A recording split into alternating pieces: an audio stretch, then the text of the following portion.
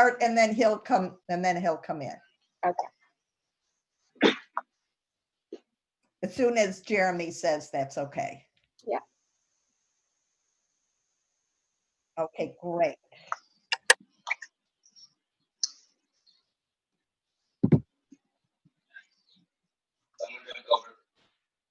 Okay, good. I am gaveling in the meeting, and I'm going to have Linda call the roll call to make sure that we have a quorum.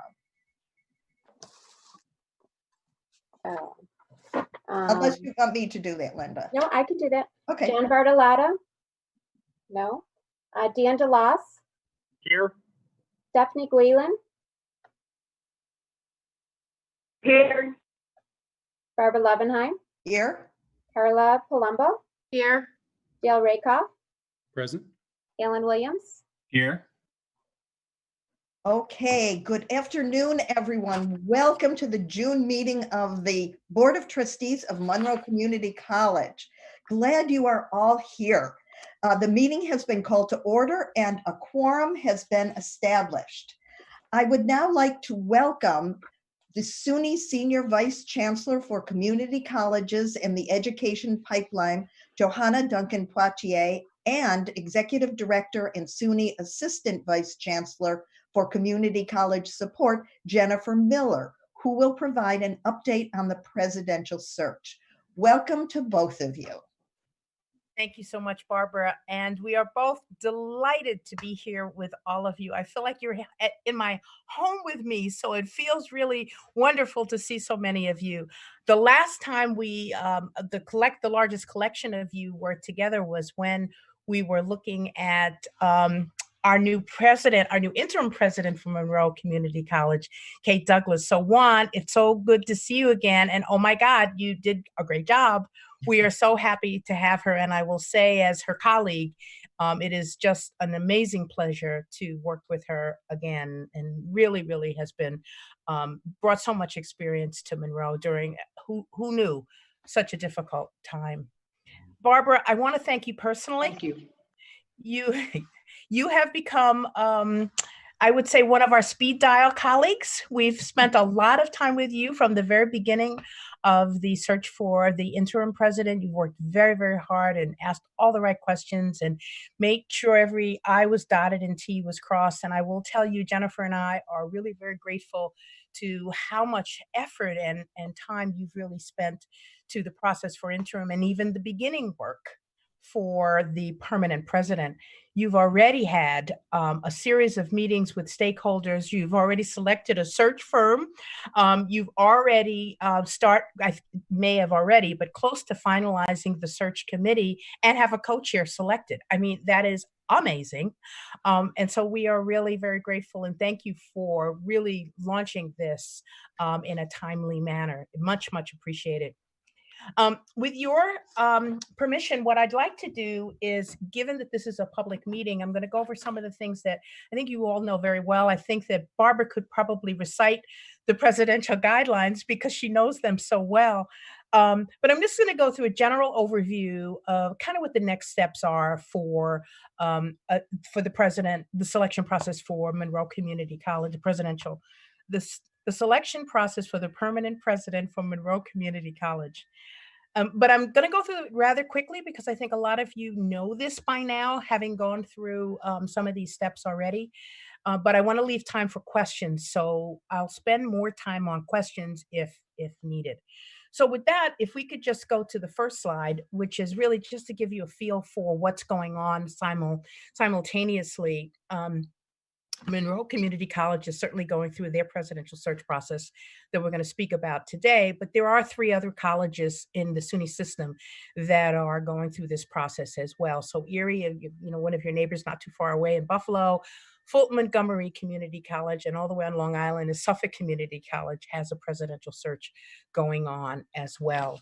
Next slide. Oh, by the way, the reason normally I just do a lot of talking, but we've provided slides that I believe each of you has a copy of, but this is an opportunity for you to have this information without having to take copious notes. This will be yours to refer to at a later time. And this is really just the legal authority for the appointment of community colleges. I want to say something at the beginning, and I'll say it again at the end. The Board of Trustees are truly the most important players in this process because it will be the Monroe County Community Colleges Board of Trustees that will be making the recommendation for the permanent president. So your role is absolutely pivotal. And we wanted to share with you, as we do with our other colleagues, where this is vested in law and the process associated with it. I won't read that, but just so you know where the section of education law exists. Next slide. So now getting kind of to the nuts and bolts. So the chancellor, our chancellor, who will be our chancellor until September 1st, Christina Johnson, she designates a SUNY representative for all searches. For all of the 64 searches, there is a representative. In the case of community colleges, it's usually me. In fact, it's always me. And Jennifer Miller and I do this together as a team. It's really, really important because everyone has very, very busy schedules. And there may be times when a date works for you, but it doesn't work for me. But it would work for Jennifer, or it works for Jennifer, but it works for me, but it doesn't work for Jennifer. So sometimes you will see the two of us when, again, with the search committee, but sometimes you will only see one of us. It may be on Zoom, it may be in person, we're not quite sure, but for now, this is certainly working. But know that I represent the chancellor. I am not a member of the search committee. I would serve as an ex officio member, and what that really means is that we sit at the table. We are there as technical assistants. We don't offer an opinion. We don't have a vote. We will not help you with the actual selection, but we will offer our expertise when there are questions. So for example, sometimes something may have happened where we know someone that may be in the pool of candidates from which to choose. We may know something about that candidate. We may know about the terms under which that individual left. We are really your technical assistance arm. We're also there to help the transition to the next level. So after this board chooses the one candidate that you want to go forward, it is then my opportunity to share with the chancellor and the SUNY Board of Trustees the basis upon which you made selections. So sometimes there may be a candidate that there's something, let's just say someone moved, I don't want to get into an example, but let's just say there's somebody who appeared to have done a lot of moving around, but this is a candidate extraordinaire. You just love this person. And as it turns out, well, the person first got married, then they had a child, they got another opportunity. There were reasons for this, but there are reasons that you explored and you felt still this, and it's just an example. These were not things that you felt were problematic, and it's my opportunity to extend that understanding to the chancellor and the Board of Trustees. Next slide. Now, this is something that is so important. Confidentiality, confidentiality, confidentiality. And I'll just take a few minutes on that because it is so important. When you're selecting a college president, as you know, you're going to get really, really experienced people in high-level positions. And honestly, thank you, Kate, for being in the leadership position you're in, because you will help make the position attractive. Folks will look at Monroe Community College that has continued to thrive and say, geez, that's a wonderful opportunity for me. So that means you're going to get sitting presidents, you're going to get people from all around the country, certainly people in New York State. But if they feel that their candidacy is not being kept confidential, you will lose really good candidates. So it's so important that while this is an open process, as searches go, it is confidential in many, many areas. We actually ask the search committee members to sign confidentiality agreements. And that confidentiality is really for life. And we often repeat that because if search committee members don't feel confident having conversations amongst themselves, because they say, well, once the person gets selected, they'll say, oh, well, John Brown was really my choice, but so-and-so really was pushing for so-and-so. It has to be confidential for life. So even after the president has selected, the negotiations and the conversations and the dialogue among search committee members and members of the board have to be kept confidential. This piece, in terms of the single spokesperson, is very, very important for your board, because once you start to get into the thick of selecting candidates and reviewing people, and others know somebody who may apply or didn't apply, there will be people asking questions, and you have to be in a position to say, I am sorry, but I cannot comment on this confidential process. Because after this meeting and the search committee meets, that's when the confidentiality kicks in gear. My assumption is that Barbara will probably be that single person, but there will be the press calls or others who will ask questions. There has to be one person who speaks on behalf of the search process. And Jennifer and I are always at the ready to help with any counsel that may be necessary in terms of how to word certain things, but it has to be kept confidential to not compromise the process. And as we get further along, the confidentiality is even more important, and I'll hit that one more time. Next slide, please. I'm not going to spend a lot of time on this either. Monroe Community College has a policy in terms of affirmative action and equal employment opportunity. It's very, very important that those principles are adhered to, especially right now at a time when folks are paying attention to all those things. You should be familiar with them as well. I don't see it as a problem. I saw already that in gear when you were looking at your interim president, but it's important for you to have this reference. Next slide. So now we're getting to sort of the meat of the work that the search committee will be doing. The search committee will be having usually, I would say, a large number. It depends. With a large campus like this, there could be as many as 20 to 30 candidates, people that will apply from really all over the country. But once they're starting to look at who they select, the first one, I will just spend a minute on that because that's a question that is often asked. You as a board can decide that nothing other than someone who has a terminal degree, being a PhD, an EDD, or a JD, need apply. That is a decision you can make. You've had your campus interviews. You're looking at the things that are important to your campus community. You can make that decision. SUNY does not have a policy where it is absolutely required. We often get candidates that do not have a PhD or an EDD. However, I will say that for the chancellor as well as for the SUNY Board of Trustees, the rule of thumb is that if somebody doesn't have a terminal degree, that they need to have experience that is so extraordinary, they're so well experienced, and they are so prepared to do this job as a leader of a higher ed institution that it doesn't matter.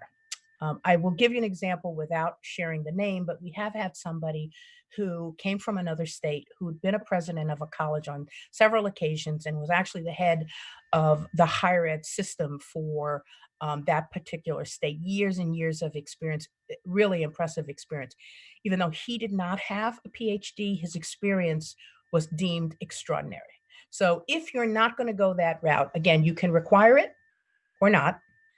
But if you don't, know that in order for them to get to the finish line, that experience would have to be extraordinary without, because you're in the business of higher education. So you look for somebody that has that higher education credential. So after you get the search committee, after they get the package of applicants, which will be from your poly group, that is the search firm you selected, they're usually, after you've gone through this, the search committee will select anywhere between 6 to 10 candidates, not for the job, but the 6 to 10 candidates that will be interviewed for the position.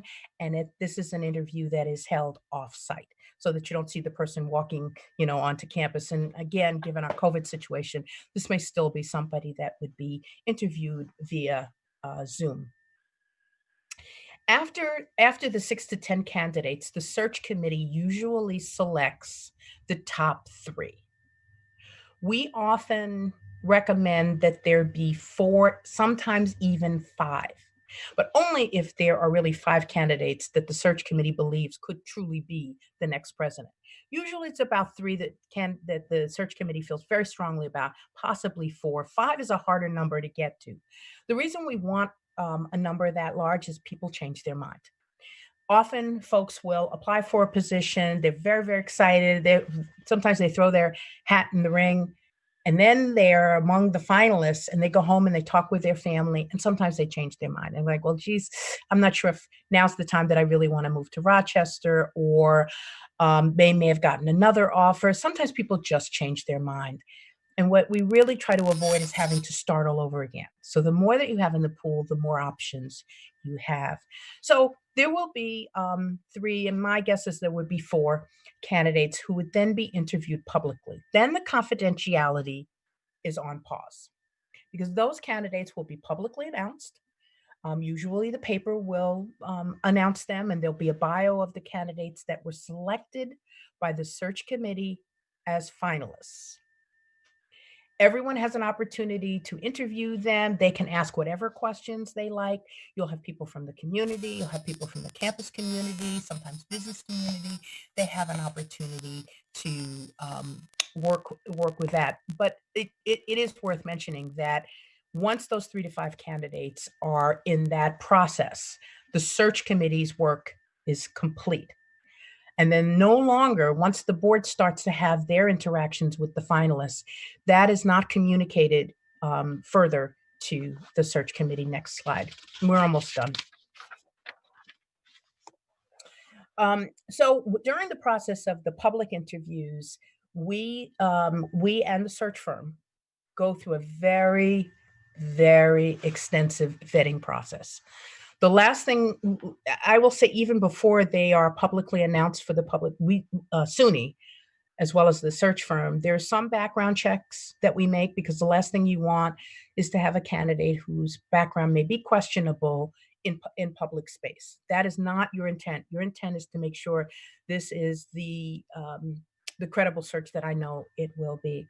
But once, even before we get to the final selection phase, we go to a whole nother level. And I think you're familiar with off-list reference checks. So the candidates will say these are the 10 people or 5 people that they would cite as references. Once they're public, because they will be public by this point, we go a step farther and we do some additional off-list references. And all that information, the feedback from the search committee, the feedback from the public interviews, the feedback from the additional off-list references, all will be shared with the Monroe Community College Board of Trustees to inform your selection process, because you will then interview those candidates. The 3 or 4 that make it, you will then interview those candidates in executive session. And because this is public, I want to reemphasize that is confidential. Your conversation and deliberations will be an executive session, and you will not be reporting on the candidates selected until they are finally approved by the SUNY Board of Trustees.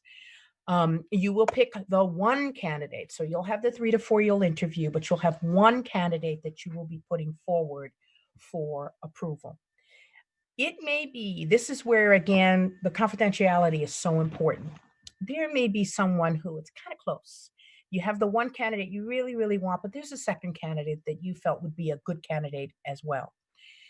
You want to keep this process confidential because sometimes the number one candidate drops out, or sometimes the number one candidate, something else is discovered that may make you think differently about your selection, or sometimes that person doesn't make it through the final review process. So you don't want to have to start all over again, and why confidentiality is so important. Before the person is actually appointed, the board will negotiate a contract with the candidate. It's really important to do this early on, because you want to make sure that if this person is approved, that they will accept the position, but it is subject to the SUNY board final approval. So it's not a done deal. It's never a done deal until that final process. And the last slide on this is just really what happens next. After you've picked your final candidate, that one person. So that gets back to the beginning process that I mentioned, that Jennifer and I are really agents of yours. This is a point where your final candidate, this final one, I'm going to call him John Brown or Josephine Brown, either one, is your final candidate. That person then meets with the chancellor and the executive leadership team, of which I am a part, but it also includes SUNY Council, SUNY's chief financial officer, the other leadership team members, basically her cabinet. And she will make a recommendation, she or he, depending on who our new chancellor is, will be making a recommendation to the SUNY Board of Trustees. Then a subgroup of the SUNY Board of Trustees meets with that candidate as well, so that they can then make a recommendation to the full Board of Trustees. But it will be based on your formal resolution. So you have the candidates, they're interviewed, you pick one, they go to SUNY system, and the SUNY Board of Trustees will approve or not approve your final resolution. Just in terms of, again, back to the confidentiality, even in these final steps, everything has to be confidential. And it is at that point that people want to know the most. They're like, oh, I heard so-and-so applied, does he or she have a chance? You have to keep it confidential. But at the end of the day, what will happen is we will be in constant contact with your board chair. And she, Barbara, will know where we are in the process. And at the final stages, both the SUNY Board of Trustees and the Monroe Community College Board of Trustees will together make an announcement on who your next president is. Questions? It's a lot of information. And Jen, please tell me if I left anything out. No, Johanna, that was pretty comprehensive.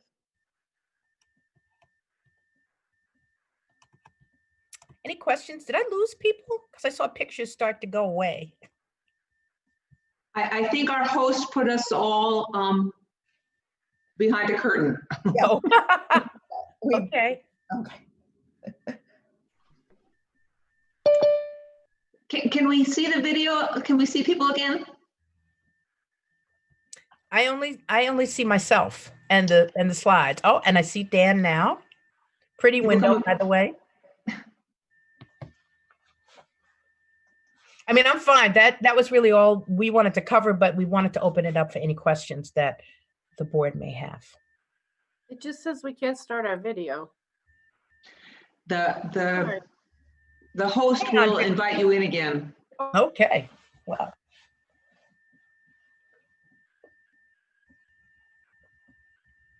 Johanna, can you hear me? I Yes. can. Oh, good. My picture isn't up, but That's there, okay. there it is. But I know your voice, Barbara. Okay. I think one of the things that I want to stress about you and also Jen is that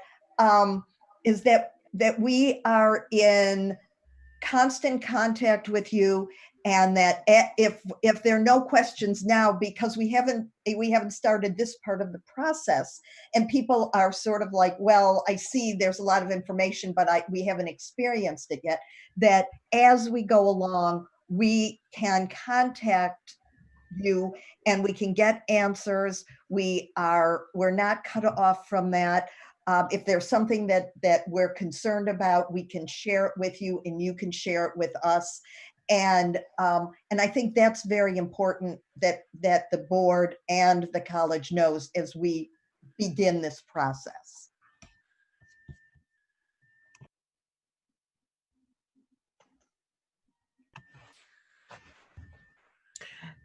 Okay. If there's no questions, still nice seeing all of you. We really appreciate both of you coming, sharing all of this. As I said, it's a lot of information, and we will process it and we will connect as we go along. Thank you so much for that, Barbara. And let me just say that this will be your search. This will be your selection. We are only here to help. But I will tell you that both of us have such regard for Monroe Community College that we want to see its future even stronger than it currently is, which is going to be a high bar. So we thank you for that, and we hope everybody has a great afternoon. Thank you, Johanna. Thank you, Jennifer. Thanks, Stay everyone. healthy. Yeah, you too. Thank Take you, care. Johanna. Thank you, Jen. Okay. We are let's see where we are here. We will now move to adopt the consent agenda. Unless objections are raised, the following items are proposed to be adopted and approved by consent. Some of these items address issues which have been discussed by the board in the past and/or are routine operational matters which do not involve new policy decisions. Other consent items are derived from provisions in existing prior approved labor contracts, capital construction programs, or other trustee initiatives. The consent agenda is presented for adoption as a single agenda item. Specific items may be removed by request of any board member for discussions as a part of the regular agenda. The remaining items should then be adopted as a single agenda. Board approval of the consent agenda is required. I'd like to read the following resolution. Resolved that the Board of Trustees of Monroe Community College adopt the consent agenda effective June 8th, 2020. May I have a motion to approve the consent agenda? I'll move it. And second? Second. Okay. Any discussion? Okay, I will have to do a roll call. Dan DeLoss? Aye. Stephanie Guilin? Here. No, you have to, yes or no, or aye or nay. Aye. Okay, Barbara Lovenham, aye. Carla Palumbo, Aye. Dale Rakoff, Aye. Ellen Williams. Aye. Opposed? Okay, that has been approved. Thank you very much. Now we will go on to, excuse me, was there somebody? Okay, just let me know. Trustee Rakoff will now give the Finance and Facilities Committee report. The board will consider these resolutions as a committee of the whole, voting on each in turn.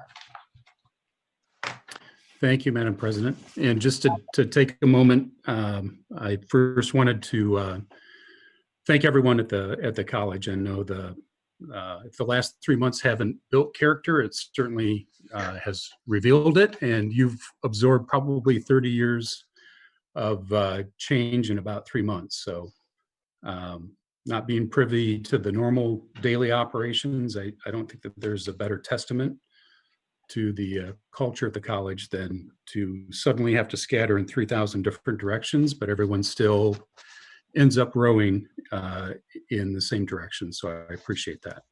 I'd like to invite CFO Hezi, if you would, share with us the current financial report.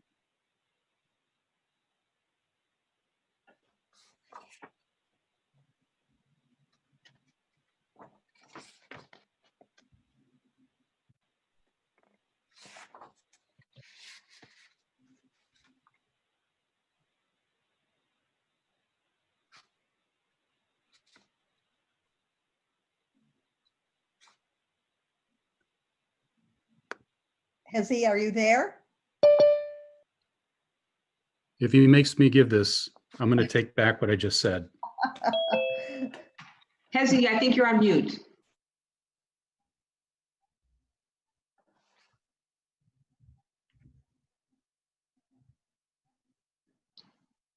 Well, Dale, if he makes me give it, we're really in trouble. Can you hear me now? Yes. Yes. Thanks, Hezi. Sorry. So as I was saying, I'll repeat it. Yeah. I heard it the first time. I said, for the month of April, we had two significant things that had impact on the monthly financials.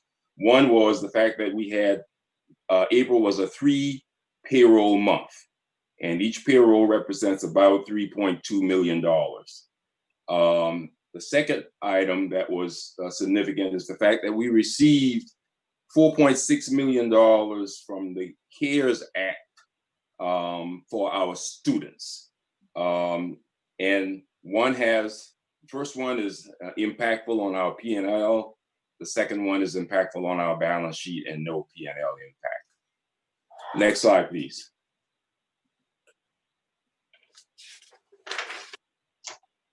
So the enrollment performance for the year-to-date April we've achieved at this point in time enrollment of 8,631 state aidable FTEs. And this represents a budget achievement of some 96%.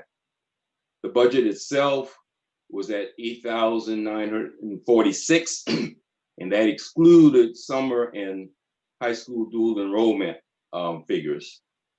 The full year budget is at 10,108 state aidable FTEs, and the current full year estimate, that is, we are estimating that we will end the year at 9,554 FTEs, or 95% of the budget. And we have high confidence that this outlook will be achieved. Next slide, please. On this slide, you see that revenues total $88.5 million year to date, representing a budget achievement of some 75%. And though we have achieved 75% of the budget, we are 2% or $1.8 million below prior year. The major driver contributing to this performance is enrollment. Next slide, please. Expenses year to date total $82.4 million, representing a slight increase year on year. However, it is expected to be lower overall by the end of this fiscal year. The year-on-year increase is a result of 18 payrolls through April versus 17 payrolls this time last year. That'll all equal itself out by the time we get through the month of May. Additionally, the year-to-date expenses include approximately $1.9 million of VSUP expenses, that is the Voluntary Separation Incentive Program.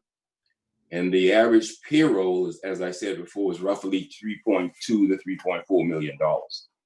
On a full year basis, I'm expecting expenses to be below budget as well as prior year by some $4.5 million and $3.2 million respectively. So we are expecting to perform better than budget and better than last year relative to expenses. Next slide, please. So this drives a fund balance for the month, a decrease in our fund balance of some $4.7 million. A review of the balance sheet reflects a significant increase in student accounts receivable due to, one, the return of some Pell Grant awards, and that's due to some verification processes that we are now going through.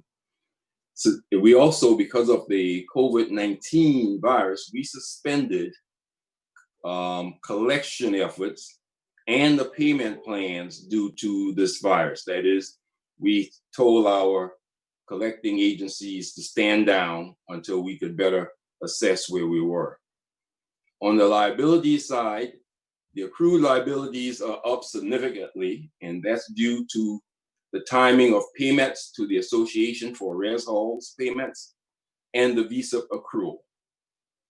And that VSUP accrual represented about $1.9 million. Additionally, the due to account is up approximately $4 million due to the CARES Act funding for the students' portion. So we have only, through April, we've only received the students' portion of the CARES Act.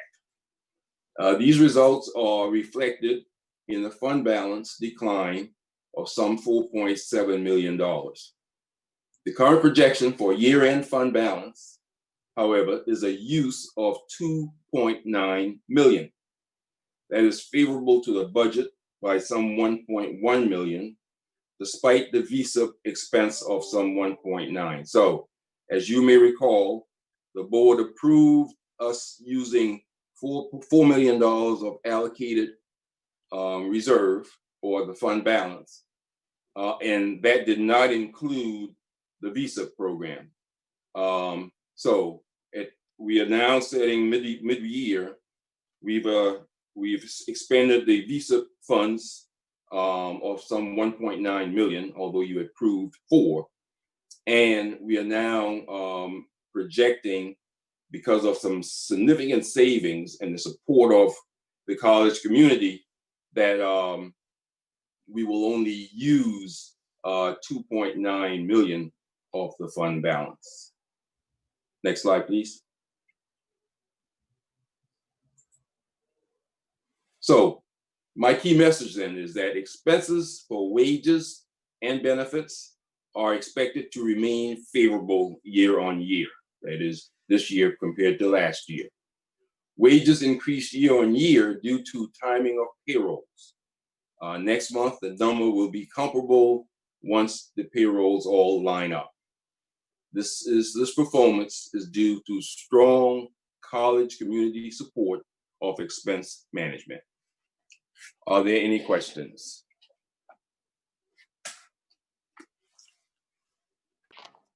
Hezzy, this is Dan. Not a question, but more of a comment and appreciation. In the documents handed out prior to the meeting, the sheet financial statement highlights where you sort of go and explain variances. I found that very helpful. And it's probably been there before, and maybe I didn't pay much attention to it as I did this time, but very, very helpful explanations, and I appreciate that. Thank you. You can attribute that to my accounting and my budget staff, Harold Giacomo and Mike Quinn. Hezzy, this is Dale. I didn't know if you could share with the board just some of the steps that your team had started in terms of cost containment within the past couple months, and what effects that have had. Yes.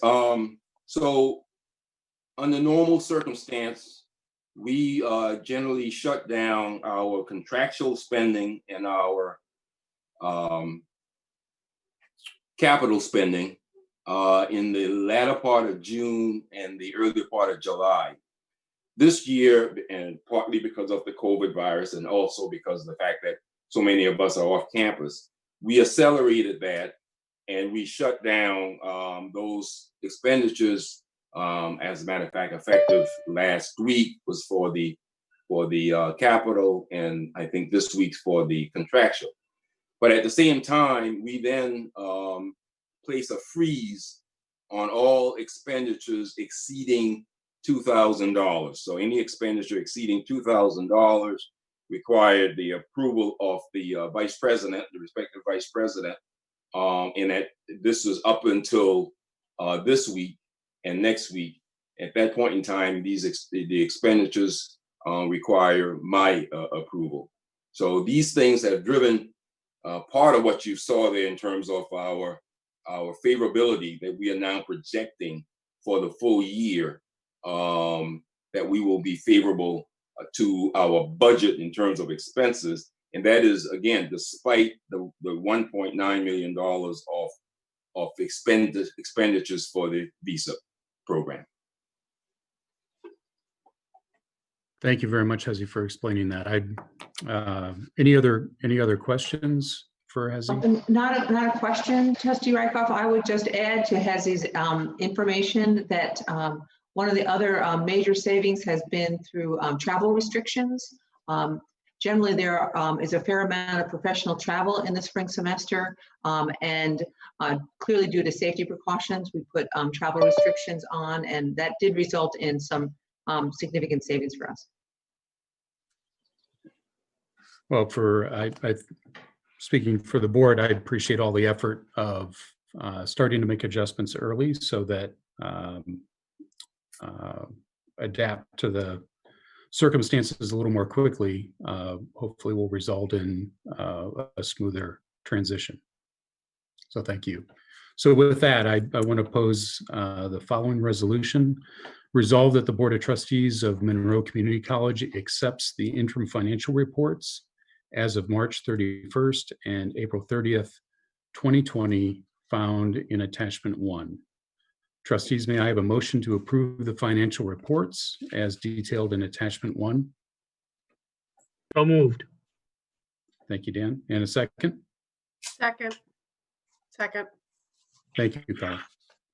Any discussion?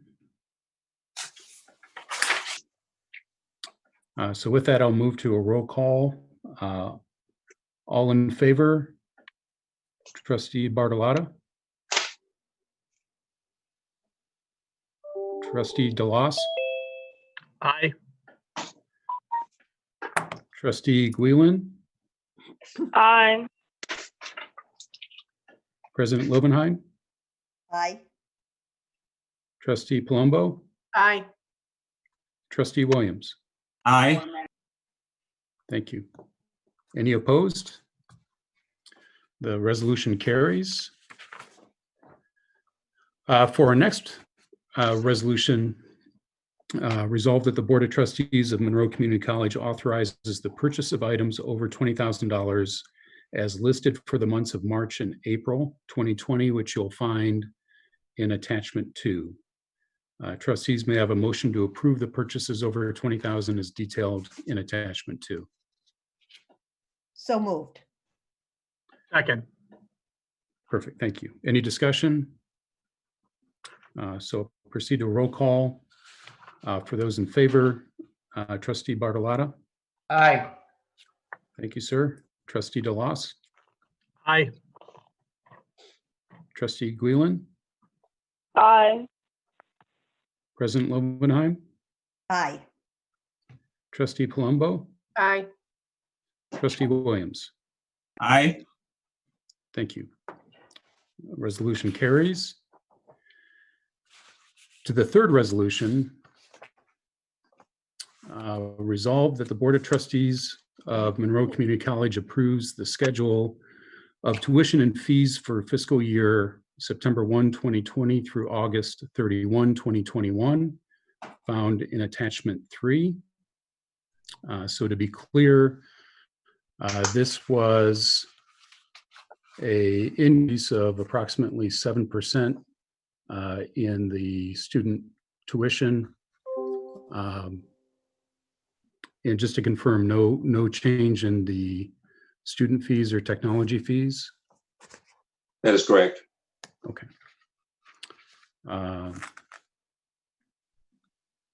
So. Trustee Rykoff, that is correct for the technology fees. Okay. Change. So no change in the technology fee, just the base tuition. That is correct.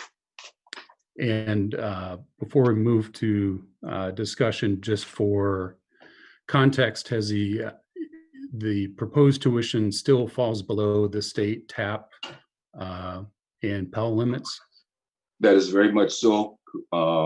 We are about somewhere between $400 and $500 below the TAP cap.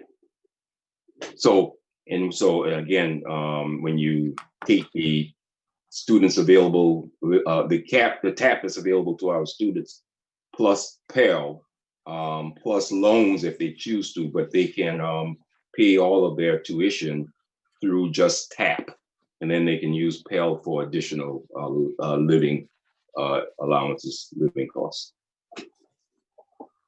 Thank you. Thanks for clarifying that. I do think it is notable that it's an inopportune time to have to raise tuition really at the highest rate of change outside of the academic year 15-16 at this particular point. So I think the two asks, at least personally, that I'd have for the leadership is, if we're increasing the tuition on students at this point in time, that we find ways to if we're increasing the tuition 7%, that we find ways to add at least 7% more value for the students, 7% more success, and certainly 7% more effort. I think the other component to that is find ways of substituting or offsetting.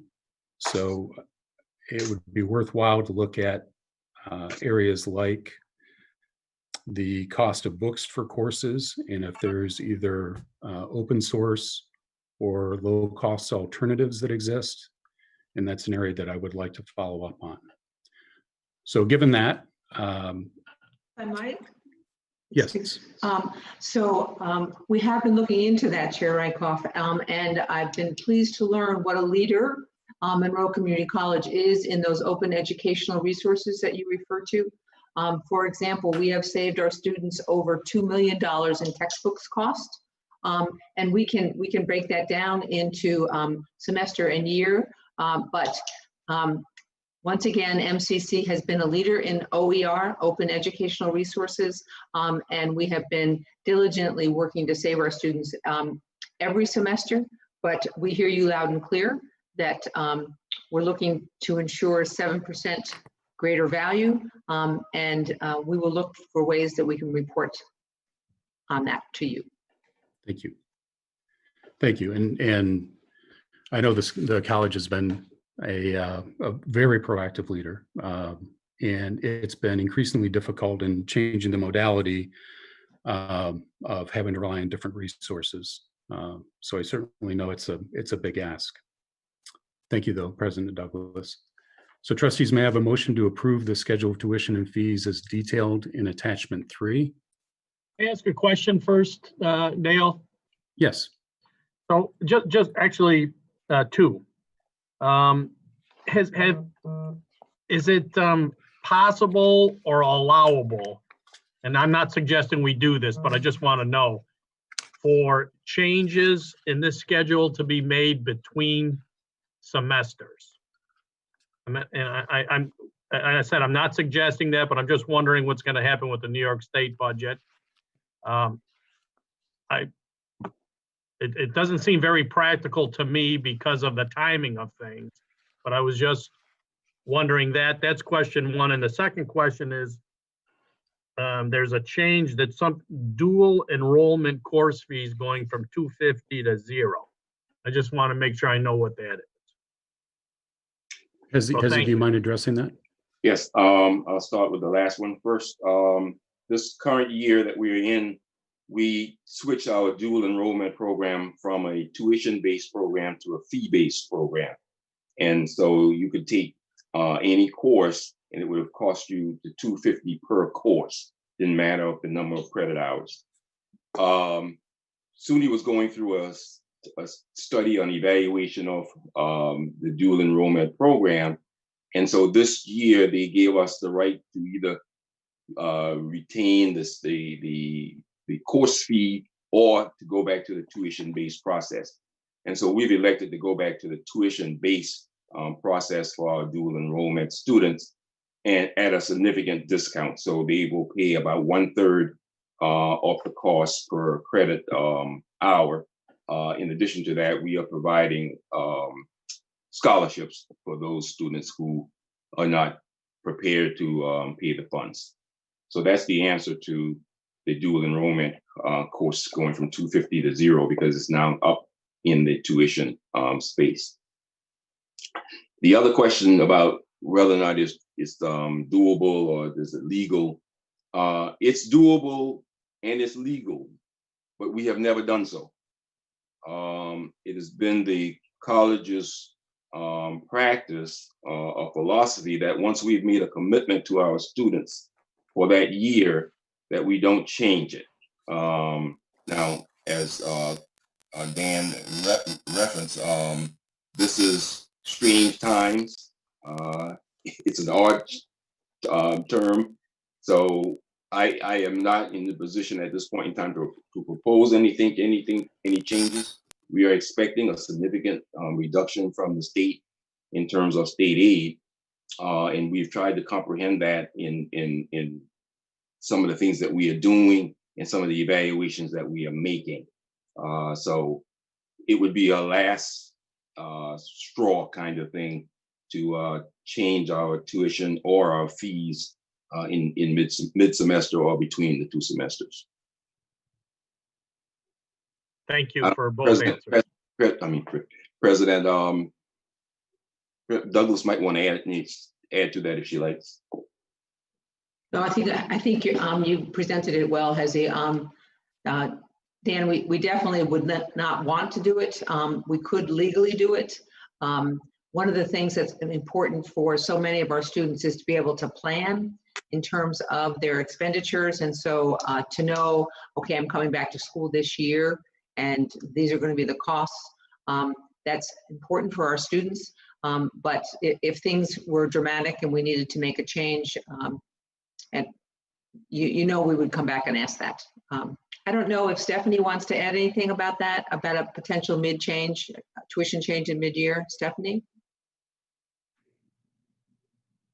I think that this is all I have to say. I think this is just what has to happen during this time.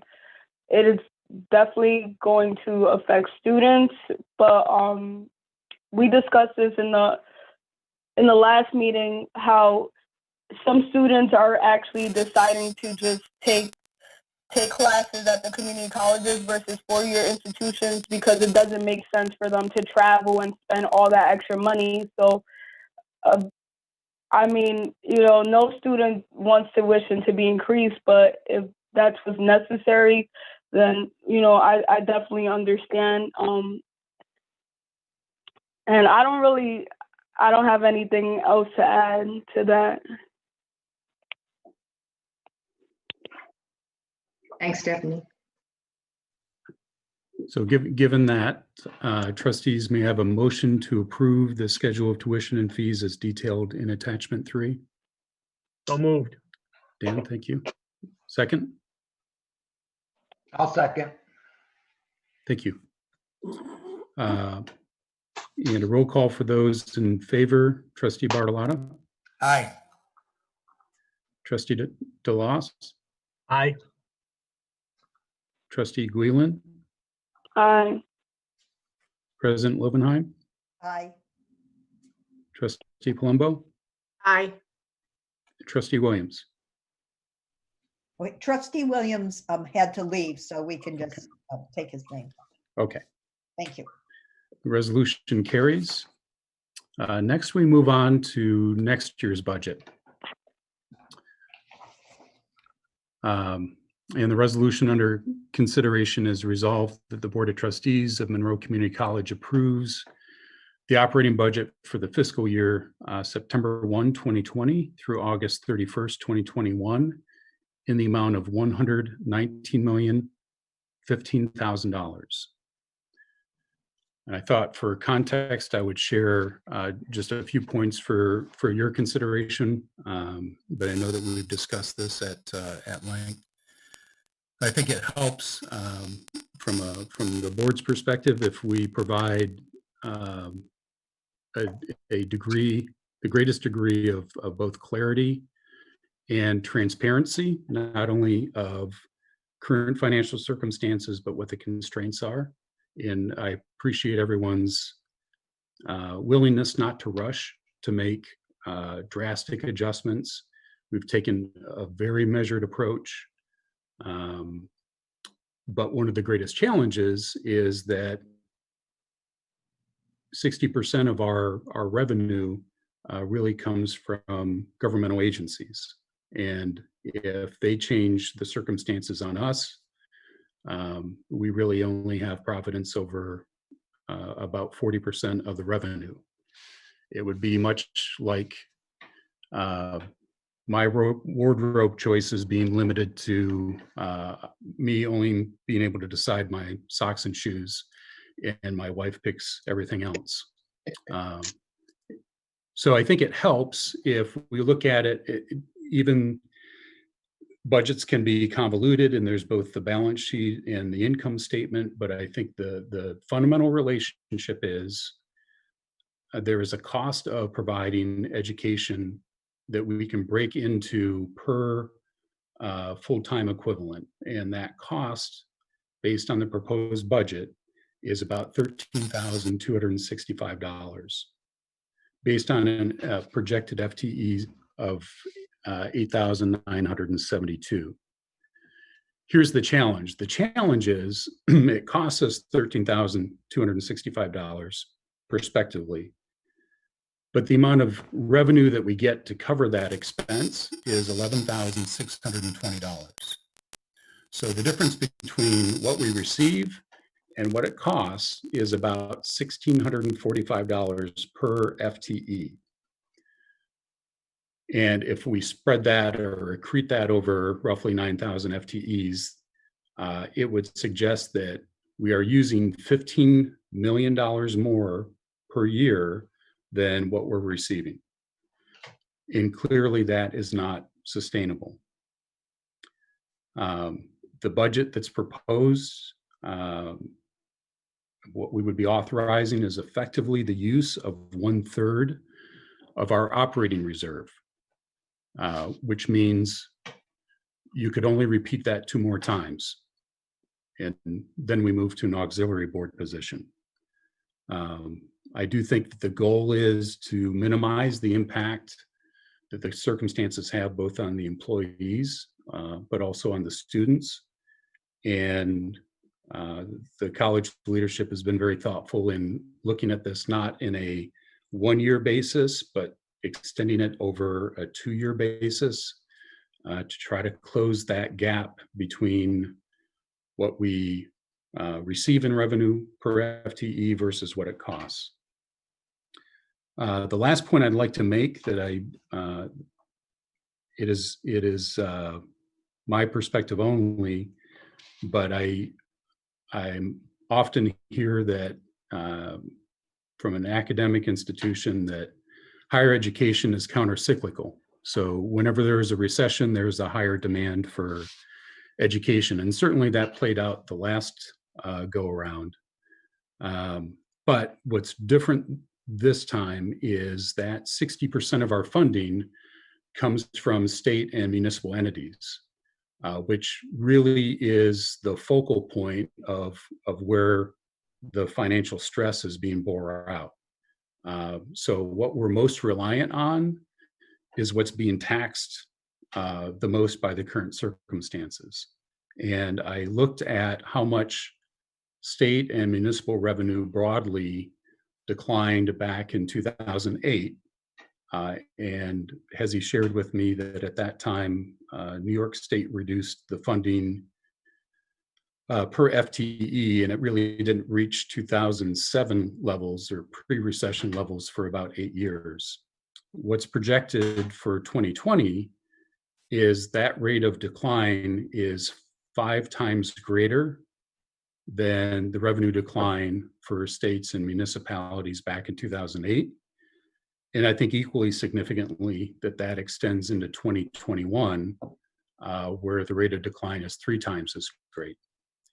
So this is a budget that is trying to ensure student success, support employees, but maintain viable operations, knowing that there still is a gap that has to be closed. I guess in short, if everyone has a little angst after reviewing the budget, then people probably did it correctly. So given that,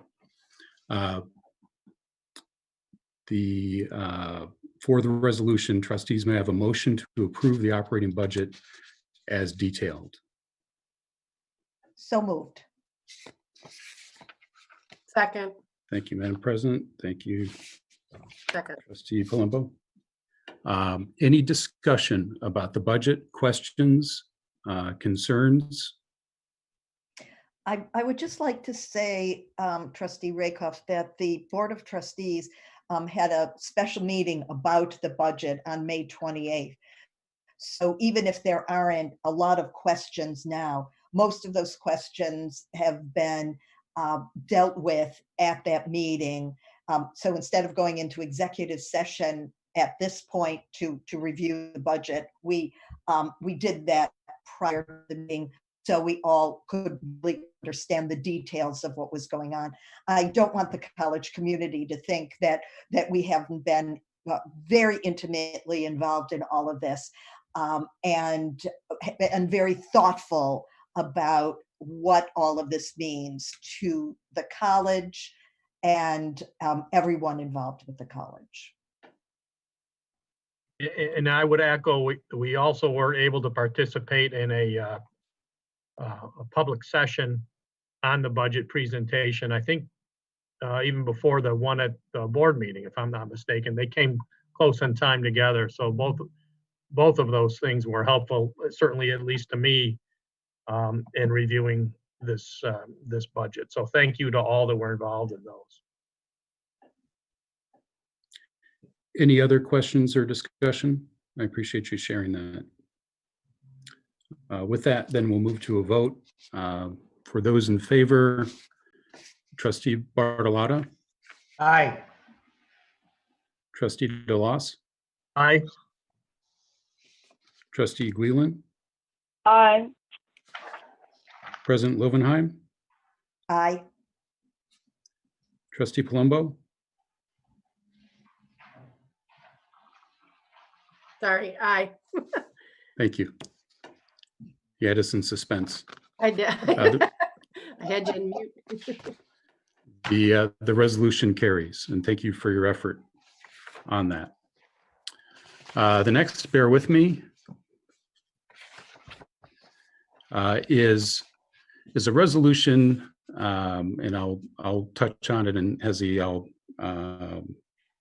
certainly ask for your insights on this as well, but effectively creating a conditions-based budget. The state is exercising a greater degree of flexibility in fulfilling the commitments that they had budgeted, and we need to adapt based on that. So as conditions change, whether it's enrollment or sponsor aid, state aid, that we're granting the leadership of the college the authority to make adjustments to maintain solvency for the college. Whereas the 2020-21 enacted state budget includes expanded power of the director of the state budget, and pursuant to these expanded powers, the state funding for Monroe Community College for the period commencing April 1, 2020 and concluding on March 31, 2021 may be less than provided in the enacted state budget. And pursuant to an act of the Board of Trustees of the State University of New York, this reduced level of state funding may be allocated to Monroe Community College in an amount intended to minimize the impact of such reductions, specifically in such a manner as may maximize the support to Monroe Community College from federal sources in the best interest of the college. And whereas the college's Board of Trustees at their meeting on June 8th, 2020 approved an operating budget for Monroe Community College for the period September 1, 2020, and concluding August 31, 2021, totaling $119,015,000, which may be reduced due to actions made by the Director of the State Budget. Now therefore be it resolved that pursuant to Section 6304 of the Education Law of the State of New York, a budget in the amount of $119,015,000 or such amount that may be remaining following action by the Director of the State Budget and approval by the SUNY Board of Trustees be and the same is hereby adopted for Monroe Community College for the period beginning September 1, 2020 and concluding on August 31, 2021. So let me add context to the resolution.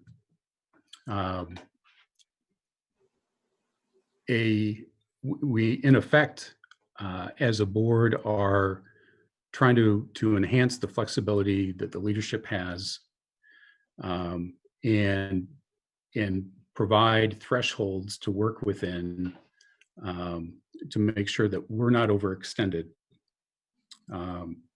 So if the funding changes, that we have the ability to adapt the spending. One of the thresholds that was discussed was maintaining an operating reserve of 10% of the operating budget. So I think it's in page 4 of the financial report. You are given a chart of the 4-year comparison of the fund balance. If you reference that, I would ask you to move to, on the left side, the row of $12 million and draw a line across the graph. That, in effect, is 10% of what our operating expenses are. net of any fund liabilities. So in other words, it would fund roughly 2 months of operations. And that's a point we do not want to go below, because as evidenced by the state most recently this month's quarterly state aid of, I believe, $8 million was delayed until the next quarter. So if we didn't have an operating reserve, people wouldn't be receiving paychecks. It's also important to note that the fund balance has seasonality. So we would be working off the low point, which typically is August. And if you look at that historically, the net fund balance tends to vary between $11 and $15 million. Right now, based on the current fiscal year, we're tracking about $5 million below where we've been the prior 3 years. So given that, we want to make sure that at that August low point, we don't breach that threshold below $12 million, or it could create severe operational disruptions. So we want to increase flexibility really with the mandate of balancing sustainable spending and reacting to the conditions, and balancing the interests of the college's faculty, staff, and the students. So with that explanation, trustees may have a motion to approve the resolution as detailed. I'll move. Thank you. Second. And second, Carla, thank you. Discussion wise, Hezi, is there anything that you'd like to add? No, I think you've really explained it as better than I could have. The whole idea is to avoid having to go back and forth with the board and also with the county as things happen. And so we've been running some evaluations depending on what happens with the state. And right now we've painted what we call the worst case, which means that the state would take 25% of our expected or our anticipated funding level. That takes us down from that 2947 per FTE down to like $2,100 and some cents. And so what that does for us is that by seeing it early on, we hope to then make some adjustments to enable us to stay within that target you just mentioned, that we don't get below the 10%. We also looked at another side of that, which is suppose things get better than we have anticipated, and the area where we think that could happen would be in enrollment, because we don't think we'll get anything better than what the budget says for the state, but we could grow enrollment, and so that would give us a plus side. But having the ability to make these, to adapt to the changes, that's what this particular resolution would provide to the college and the management team. So much like the treatment of a going concern in a private enterprise. That is correct. Thank you very much, Hezi. Any discussions, questions, concerns? So with that, I'll move to advance the resolution. For those in favor by roll call, Trustee Bartolotta, Yes. Trustee DeLoss, Aye. Trustee Gleeland, Aye. President Lovenheim, Aye. Trustee Palumbo. Aye. The resolution does carry. And then finally, if you would refer to information items and attachments 4 through 6, Hezi, would you want to provide any additional information to the board regarding these items? Can you roll that up some, Linda, so I can see where we are? Now go to the CIP, the construction in process. chart. The attachments, Sean, can you find the attachments? Oh, has he? Has he? Yes. We do not have the attachments to, well, Oh, okay. I guess we can, but generally we don't pull them up during the meeting, so we weren't planning on pulling them up, so. Okay. The only thing I would then just add is that we are getting a lot of pushback from the state relative to our capital spend. And again, it's a part of the whole process that the state has relative to its cash availability. And so for the last, I'd say week and a half, we've been on daily conversations with the state relative to our Forward Center, which is the $11.5 million award that we have, and also some pushback on our property preservation contracts. So in some cases, we've already let contracts and they appear to be less concerned about those, but they are asking us to be very diligent before we let other contracts. So it's something that we're spending a lot of time on, and I just wanted the board to be aware that maybe we won't make the kind of progress relative to the construction task that we have in front of us because of the pushback we're getting from the state. Thank you. Hezi, both of those that you mentioned are in, if I'm looking at the chart correctly, those are both in design stage still? That is correct. Thank you. Any other questions or concerns? Hezi, thank you and thank your team as well. I appreciate Thank you. the work and the leadership that this has taken. This Trustee does Rakoff. conclude. I'm sorry. I would just want to thank the board for their support of the college, the flexibility. We appreciate that flexibility, and we hear loud and clear the need for restraint. Thank you, President Douglas. This does conclude the Finance and Facilities Committee report. Madam President. Thank you so much, Trustee Rakoff, for all of your comments that help us understand many of these complex issues, not only the financial part, but the aspects of person and people that are part of this. So it's important for us to understand both of those. So we appreciate that very much. Thank you.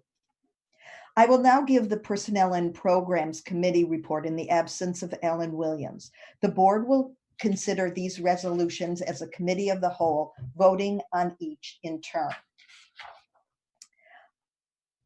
Okay, the first resolution resolved that the Board of Trustees of Monroe Community College approves the following AS degrees, subject to the approval by the State University of New York Business Administration, Accounting AS, which you can see in attachment 7.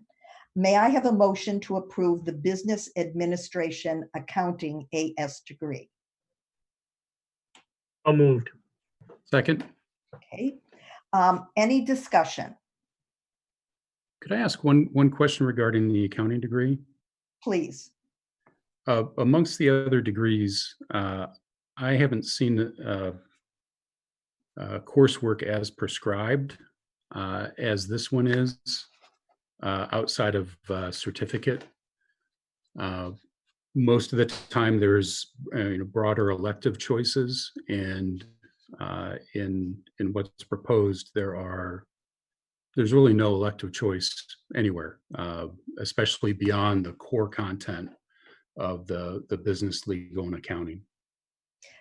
Andrea, Dr. Wade, would you comment on that, please? Yes, this specific degree proposal is part of the SUNY Online proposal. And so when we successfully bid on and got the ability to offer the accounting transfer program as part of SUNY Online, part of that work was having our faculty work with the transfer institution to come up with a degree program that very specifically connects the program of study here at MCC with the transfer institution. So you're absolutely right that it is very prescriptive, but it is for a very specific purpose. And having that accounting connected to the name should be a help in recruiting for that degree program. Thank you very much. Thank you. Other comments? Anything else? I noticed that one of the electives was stress management. 2 credit hours of stress management. Good. If they can do that in 2 credit hours, I'm taking the course. Okay, I'm going to call the roll for this. John Bartolotta? John? Yes, yes. Yeah, okay, yes, all right. Dan DeLoss? Yes. Stephanie Guilin? Aye. Barbara Lovenheim? Aye. Carla Palumbo? Aye. Dale Rakoff? Aye. Okay, good. Any opposed? This has passed.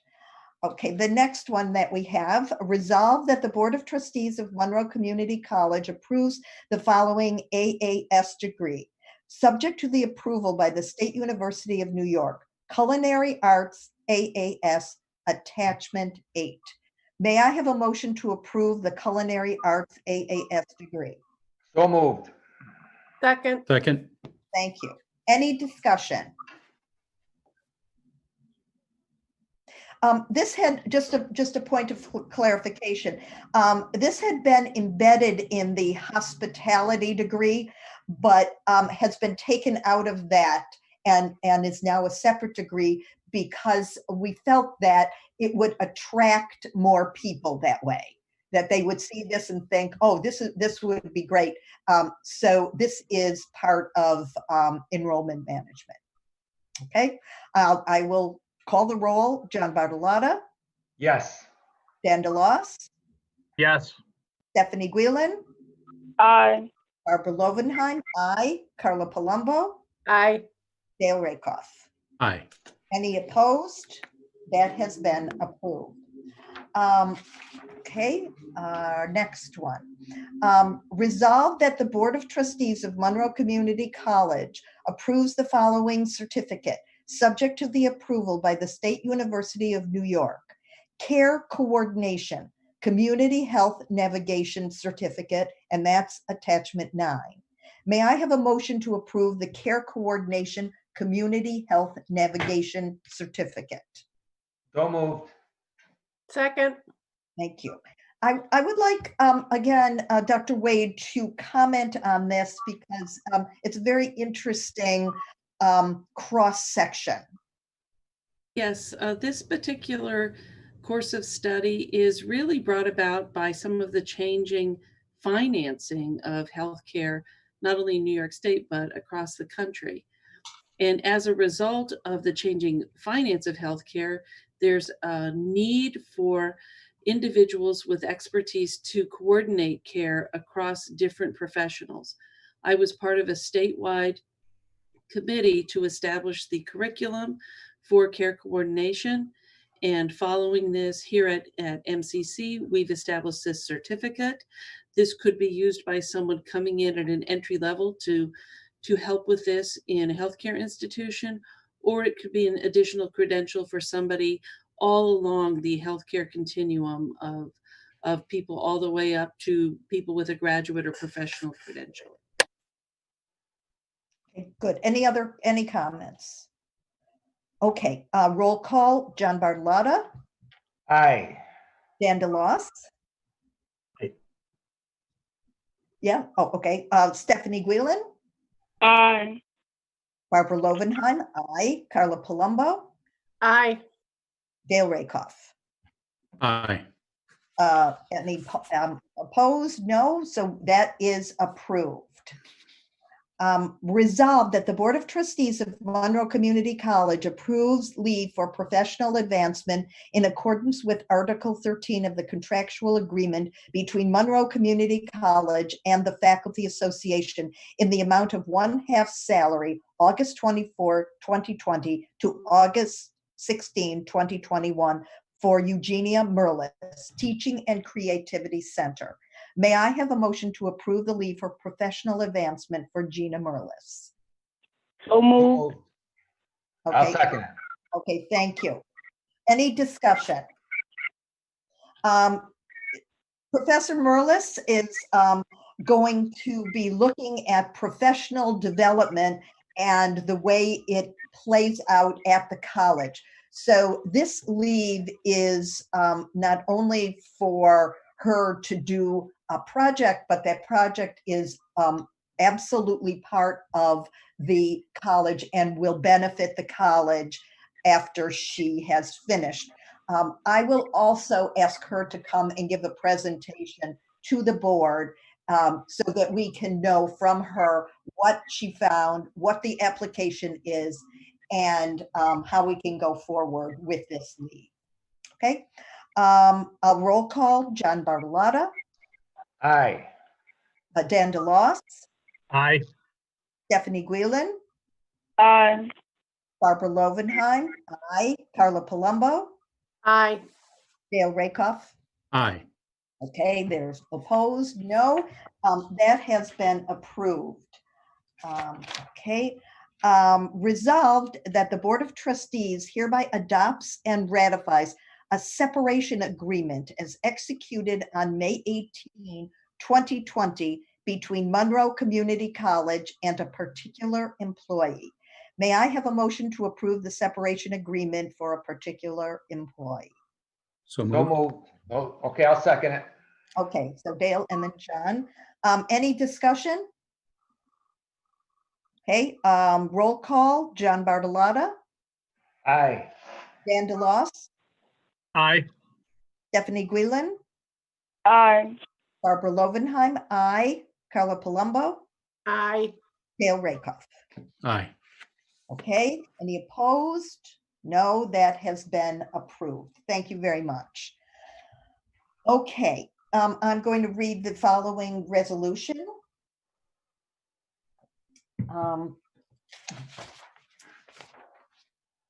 Whereas Monroe Community College is experiencing financial constraints related to the effects of the COVID-19 pandemic and the effects of the New York pause response. Whereas Monroe Community College is funded through three primary sources, which include student tuition dollars, state funding, and support from Monroe County. Whereas each of these funding sources have been negatively impacted by the COVID-19 pandemic. Whereas Monroe Community College is diligently pursuing additional source of revenue to address and alleviate these fiscal shortfalls. Resolved that the Board of Trustees immediately adopts a hiring freeze that centralizes all hiring decisions at the executive leadership level. Be it further resolved that all open positions, planned hires, and replacements be filled on a limited basis, prioritizing positions related to staff health and safety.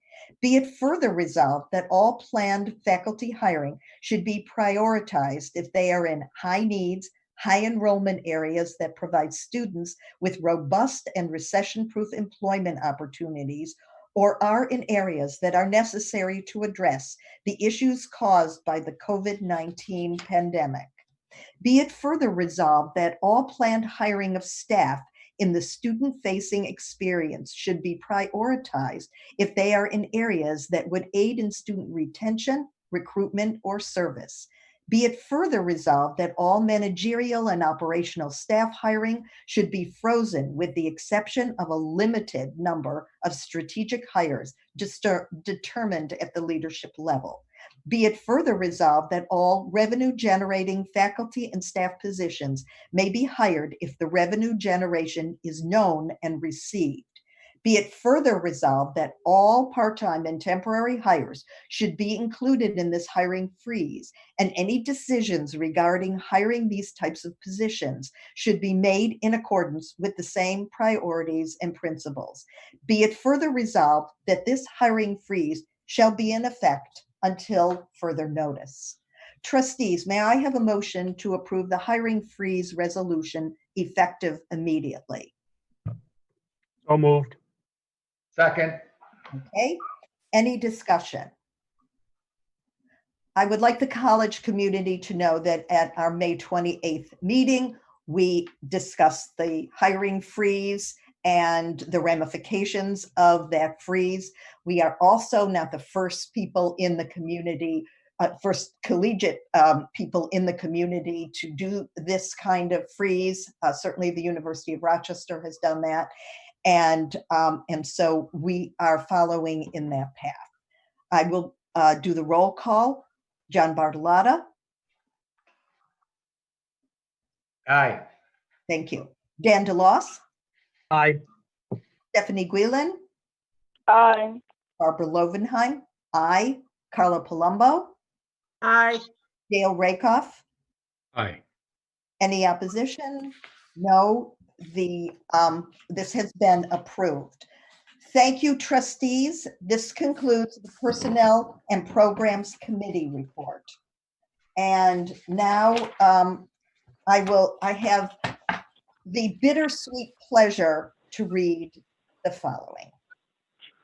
Whereas Stephanie Guilin has served faithfully as the student trustee of the Monroe Community College Board of Trustees during the 2019-2020 academic year, and whereas Stephanie Guilin has served diligently and with sincere devotion as a member of the Finance and Facilities and Personnel and Programs Committees of the board, as well as the Student Trustee Advisory Committee of the Association of Community College Trustees during her term of office. And whereas Stephanie Guilin enhanced her learning experience as a student trustee by enrolling in an academic course to advance her leadership knowledge and skills. And whereas Stephanie Guilin collected her experiences and researched supporting information to create a handbook to assist future student trustees. And whereas Stephanie Guilin has contributed to the betterment of the college by expressing the student perspective while serving as a dedicated representative of her fellow students. And whereas Stephanie Guilin has positively impacted the lives of her fellow students through her leadership, academic achievement, and involvement in co-curricular activities, standing as a role model for current and future students. Now, therefore, be it resolved that we, the Board of Trustees of Monroe Community College, hereby expresses its deep appreciation for her leadership and service to the college and extends to her best wishes for continued happiness and success in the years ahead. Trustees, may I have a motion to approve the recognition resolution for the student trustee? So moved. Second. Okay, any discussion? If I could, Madam President, Stephanie, thank you for being an example for me, being new to this position. I enjoyed our time at the leadership conference.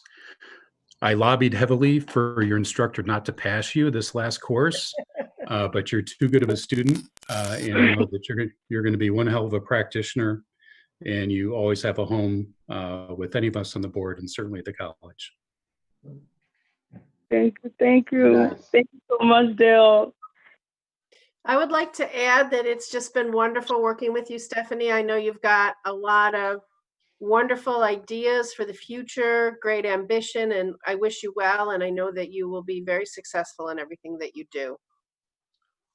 Yeah, Thank and you. if I may add, I'd like to say what a wonderful experience has been for me to have a student trustee like you and your fresh ideas and thoughts. You've been an asset to this board and you will be missed. And Stephanie, God bless and good luck.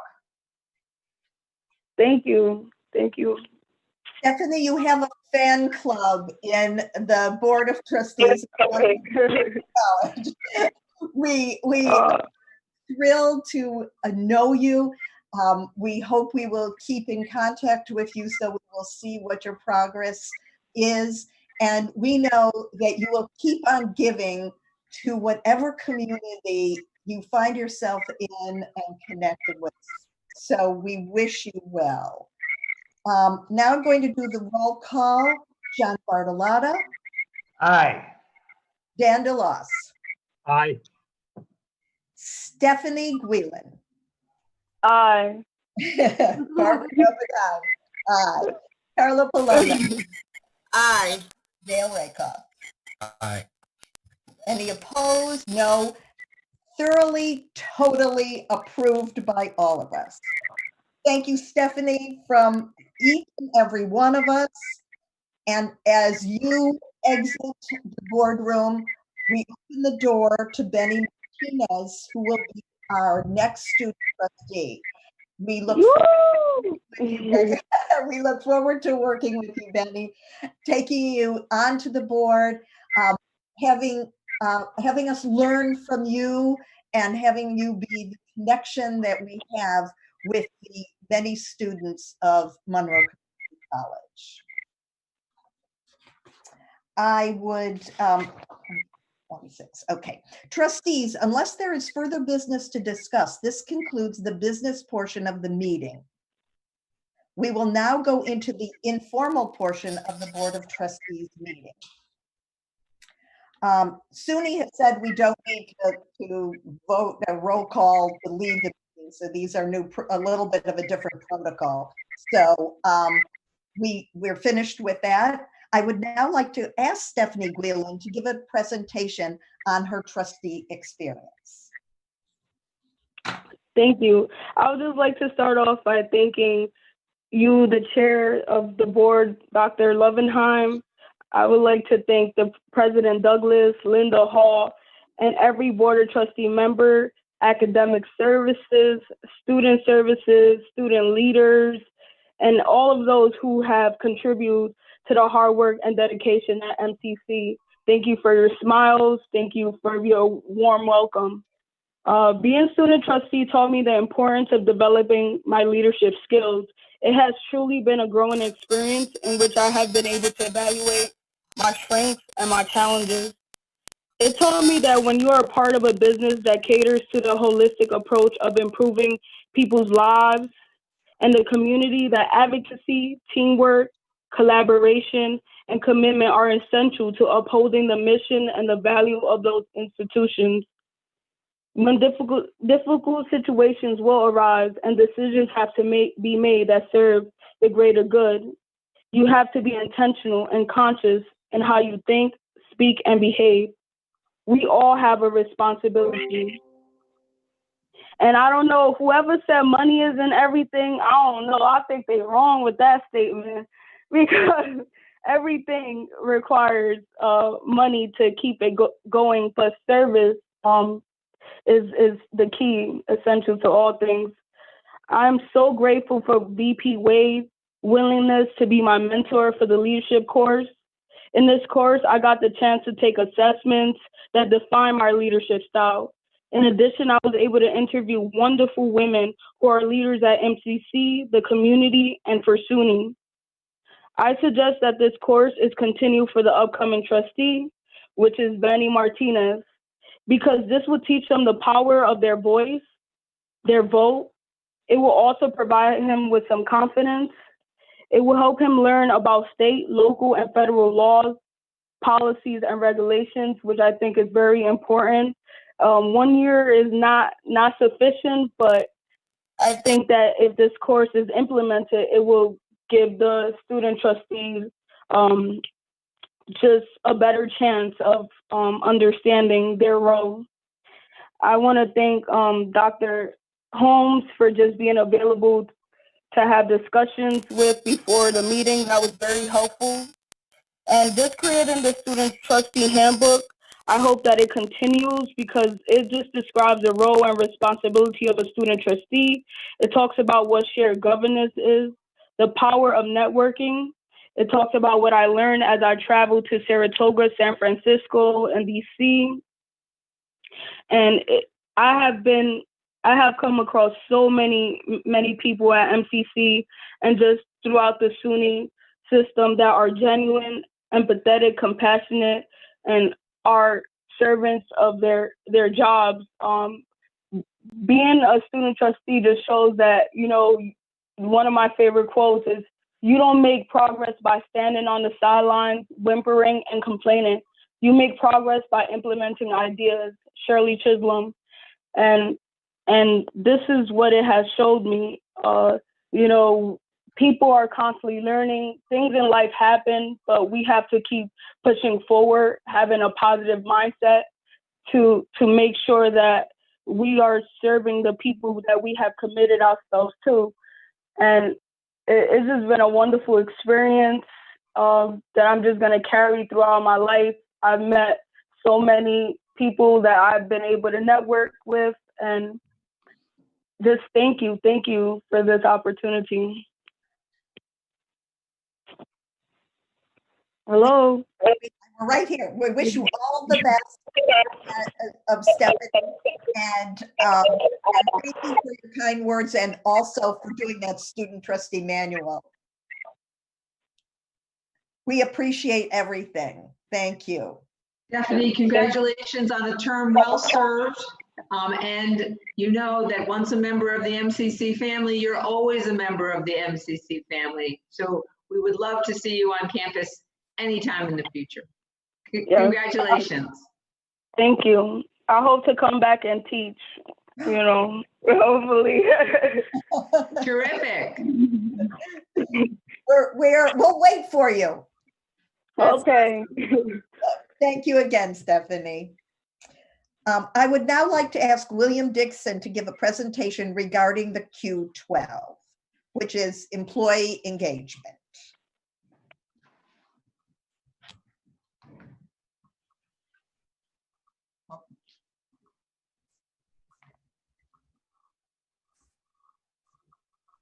William, you might be on mute. Nope, I'm good. I was just waiting for the presentation to come up. So I was asked to give a short presentation on the Gallup Q12 results that we've received at the college.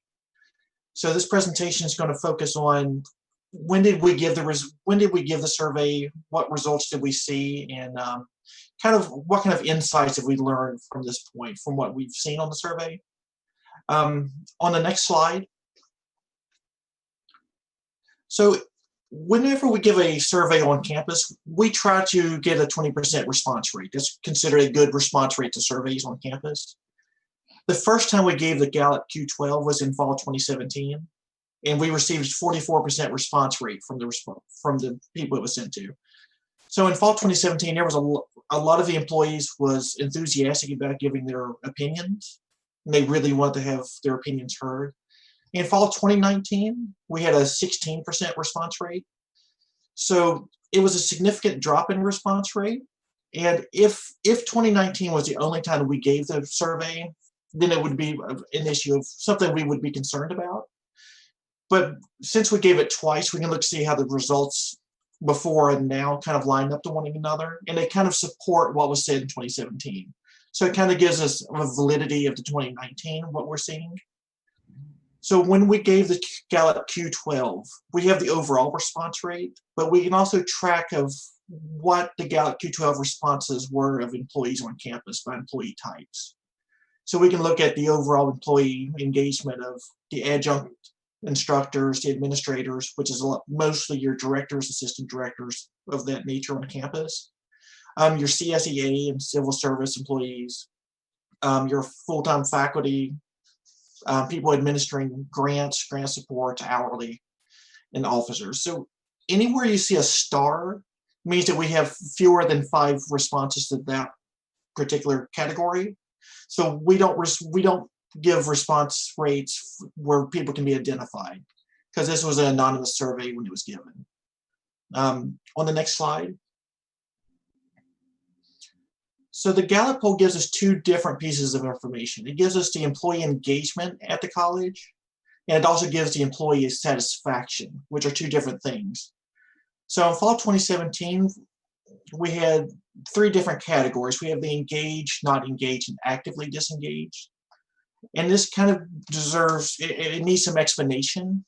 So the engaged employee is an employee at MCC that actually believes MCC was headed in a direction, and they agree with the direction we were headed. They were actively engaged. They were going above and beyond their job duties. So these are enthusiastic people. You'll see them in meetings. You'll quite often see the same person in, say, 8 or 9 different meetings on campus, because they want to be involved and heard in a lot of these meetings. You have the not engaged. So these are the employees on campus that responded, and based on their responses, is they're doing their job. And they're doing a good job, but they're not enthusiastic. They're not going above and beyond what their job duties are. So they're doing what they're expected to do, but not above that. And then we have the actively disengaged on campus. And these are the people that they're actively speaking out against the direction the MCC was headed. And I mean, they can be engaged on campus, but you'll see them actively, we need to change on campus. We need to change like something of the processes. So what you'll notice is in fall 2017 and fall 2019, the percentage of employees that responded that were engaged remained relatively the same for those two administrations.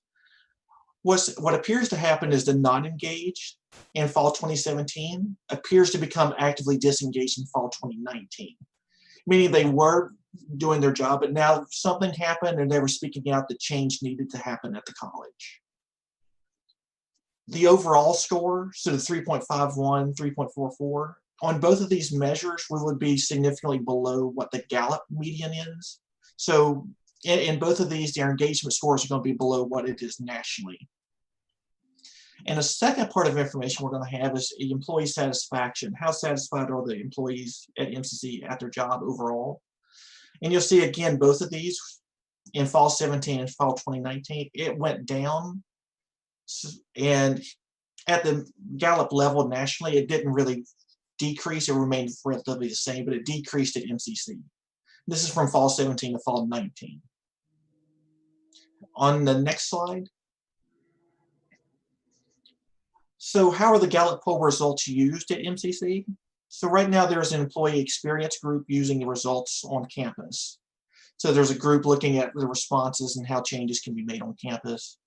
Also the strategic plan at MCC. So in direction 4, goal 1 and 3C, 6 of the questions they drive the responses for 2 of the strategic plan initiatives. So you'll see at work I have an opportunity to do what is best every day. I won't read each one of these, but you'll notice that there's a trend from 17, 18 to 19, 20. In most cases, there was a slight decrease in the percentage or the mean score.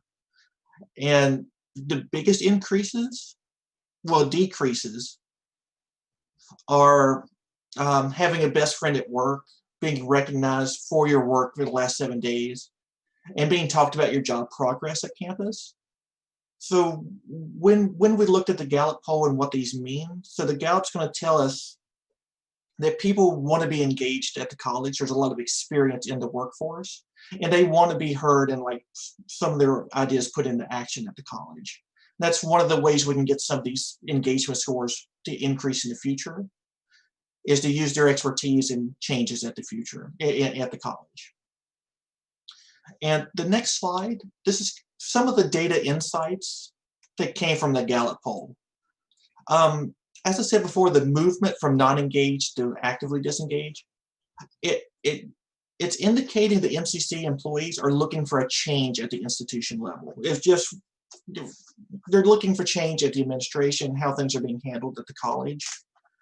And to put this in perspective, in 2019, so out of every 10 employees, 3 out of every 10 are going to be actively asking for change at the college. This is not being driven by one classification of employees. We're going to see this at the faculty and the administration level. So before the administration of these, I think it was easy to say, well, there's one group of employees saying this, but not the others. But really the Gallup poll is getting at the heart of the issue. Is across all employee divisions, there was about 30% or more of the employees that was asking for change. There wasn't, like I said before, the satisfaction scores did show a significant decline between 17 and 2019. And one of the questions that I think came up and every time I've actually presented this information is, well, is this representative of education institutions? The Gallup questions are designed to be cross-industry. So the questions are not designed to be industry specific. It's like your engagement at a job. These are the 12 questions that kind of indicate, are the employees engaged? How are they doing at their work? So there is no subset of only education Gallup 12. So we should be comparing ourselves to the national average. So does anybody have any questions? I just want to make an observation, and that is that you and Juliana. I would just be curious, President Douglas, your insights from this, and William, if Gallup has best practices or prescribes certain strategies to focus in certain areas. Well, it was very interesting to me from a historical perspective to see how things traveled between 2017 and 2019. And it certainly, I think, underscored the messages that I received upon time of hire, that what things were necessary at the college. I would say that it's been a very good benchmark to look at where we were and where we're going. And that I'm very appreciative of the two different groups who are continuing to use this data, the employee experience, which is from that reopening the campus, and our strategic plan direction 4, that it's important that if we're going to do these surveys, that we learn from them and continue to grow with them. And so I would anticipate that in 2021, when this is repeated, that we would see hopefully a movement in the right direction, because certainly the trustees heard a need for change. You looked to hire an administrator that brings a different perspective and a different style, and we have members in our employee base that are using this data to make a difference. They too want to see a difference. So the thing that's going to skew all this is the fact that we had COVID-19 in the middle of this. So I don't know how valid anything will be after the year 2020, but I'm impressed by how well trustees listened and communicated to me what was necessary, and how the employees are using this data to make a difference for the future of MCC. I don't know if, William, you want to add anything to that?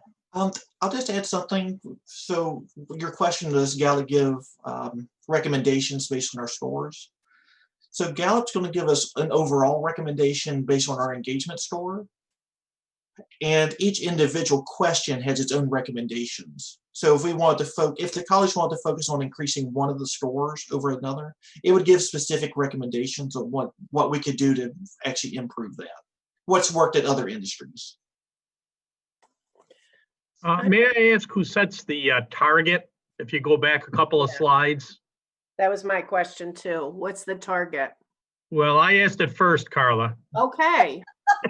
Well, you don't have to call on me anymore because you asked it. The next slide.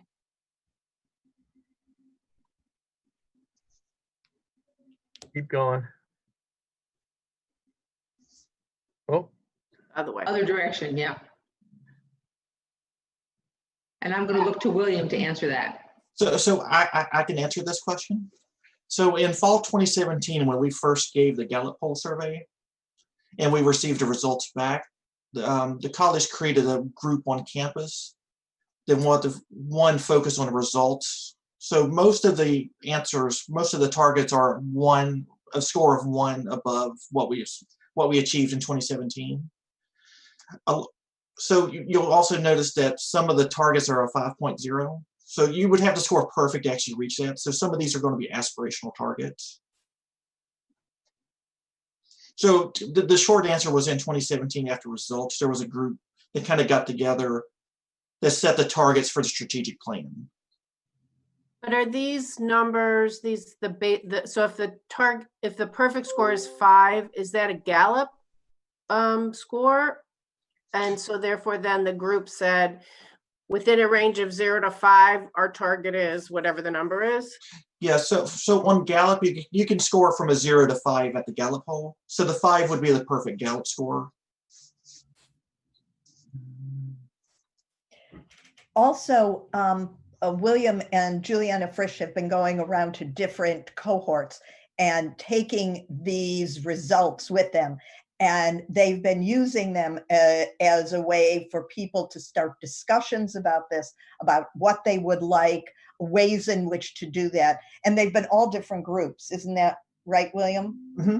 Yeah, that is correct. We've been giving presentations on campus. And it's been surprising when we go through the results, how many comments that we received during the presentations. So we've been taking notes of during the presentation of what people's been saying, what they would like to see changed on campus. So that's kind of part of the results as well. We've been kind of collecting that.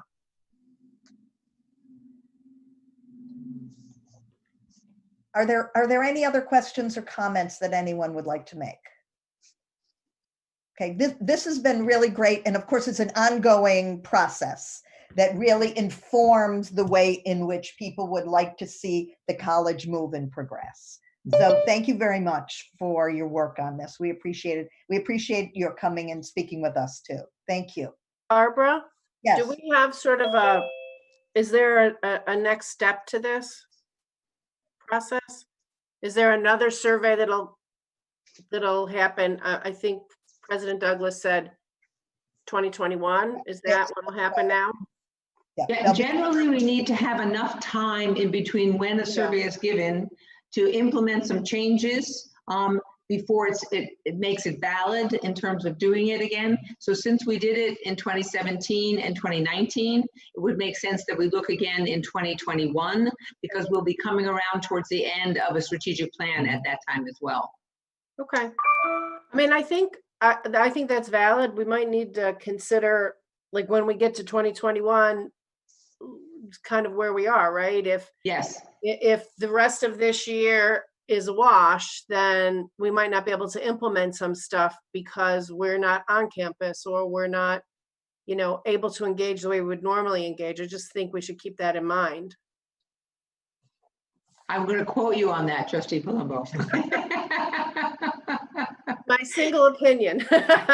Because everything went virtual in the spring of 2020, so some of our efforts have certainly changed. William, is there anything else that we should add in our answer to Trustee Palumbo? No, I believe 2021 would be the next logical administration. We can give it before then, but with what's going on campus right now, it would probably skew the results if we gave it in fall 2020. It would be hard to compare.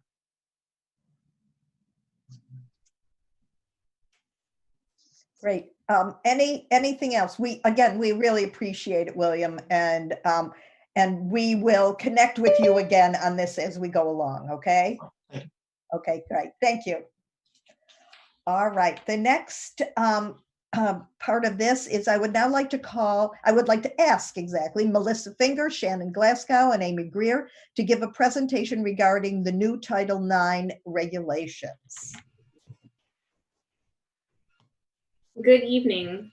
My name is Amy Greer. I'm the Director for Student Rights and Responsibilities, and I'm here today with Shannon Glasgow, the Title IX Coordinator, and Melissa Finger, Director of Human Resources and Deputy Title IX Coordinator.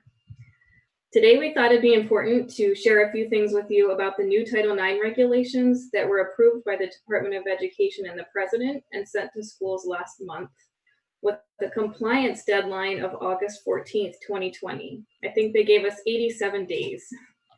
The regulation document is 2,033 pages long, with the first 2,000 pages addressing over 100,000 comments submitted about the proposal during the comment period. We definitely had a lot to say about their proposal. Next slide. So today we're going to spend time providing a brief summary of the regulations, definitely not all 2,033 pages.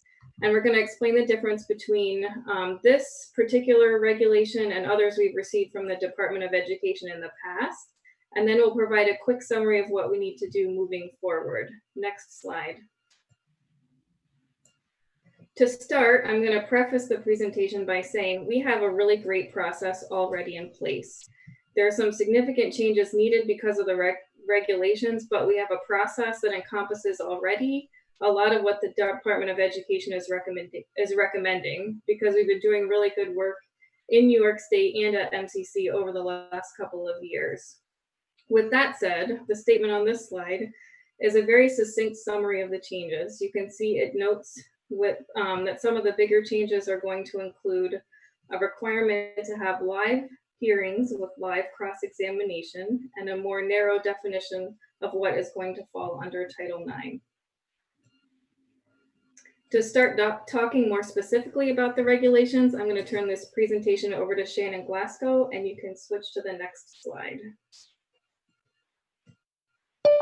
Hello everyone, this is Shannon Glasgow, and thank you for having us today. So to get into what are the Title IX regulations? So like Amy said, they were issued by the Department of Education from the Office of Civil Rights, and they were issued May 6, 2020. Specifically, what the regulations address is how educational institutions handle sexual assault, dating violence, domestic violence, and stalking. In the past, we had received guidance in the form of a Dear Colleague letter throughout the years. So this is kind of, regulations are something new that has been introduced. This is the first formal regulations from the Department of Education. So in the past, complaints to the Office of Civil Rights were investigated and colleges were provided with resolution agreements.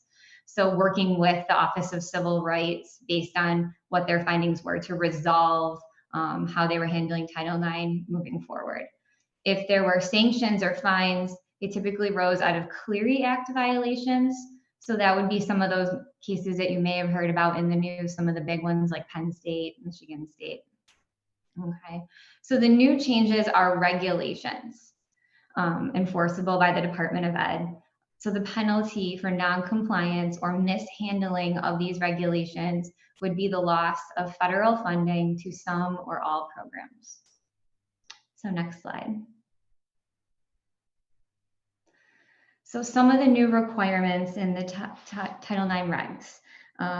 The key points require that we provide notification of the Title IX coordinator, including contact information, not just to existing students and employees, which we do, but also we need to make sure that that information is available and prominently displayed to prospective students and employees.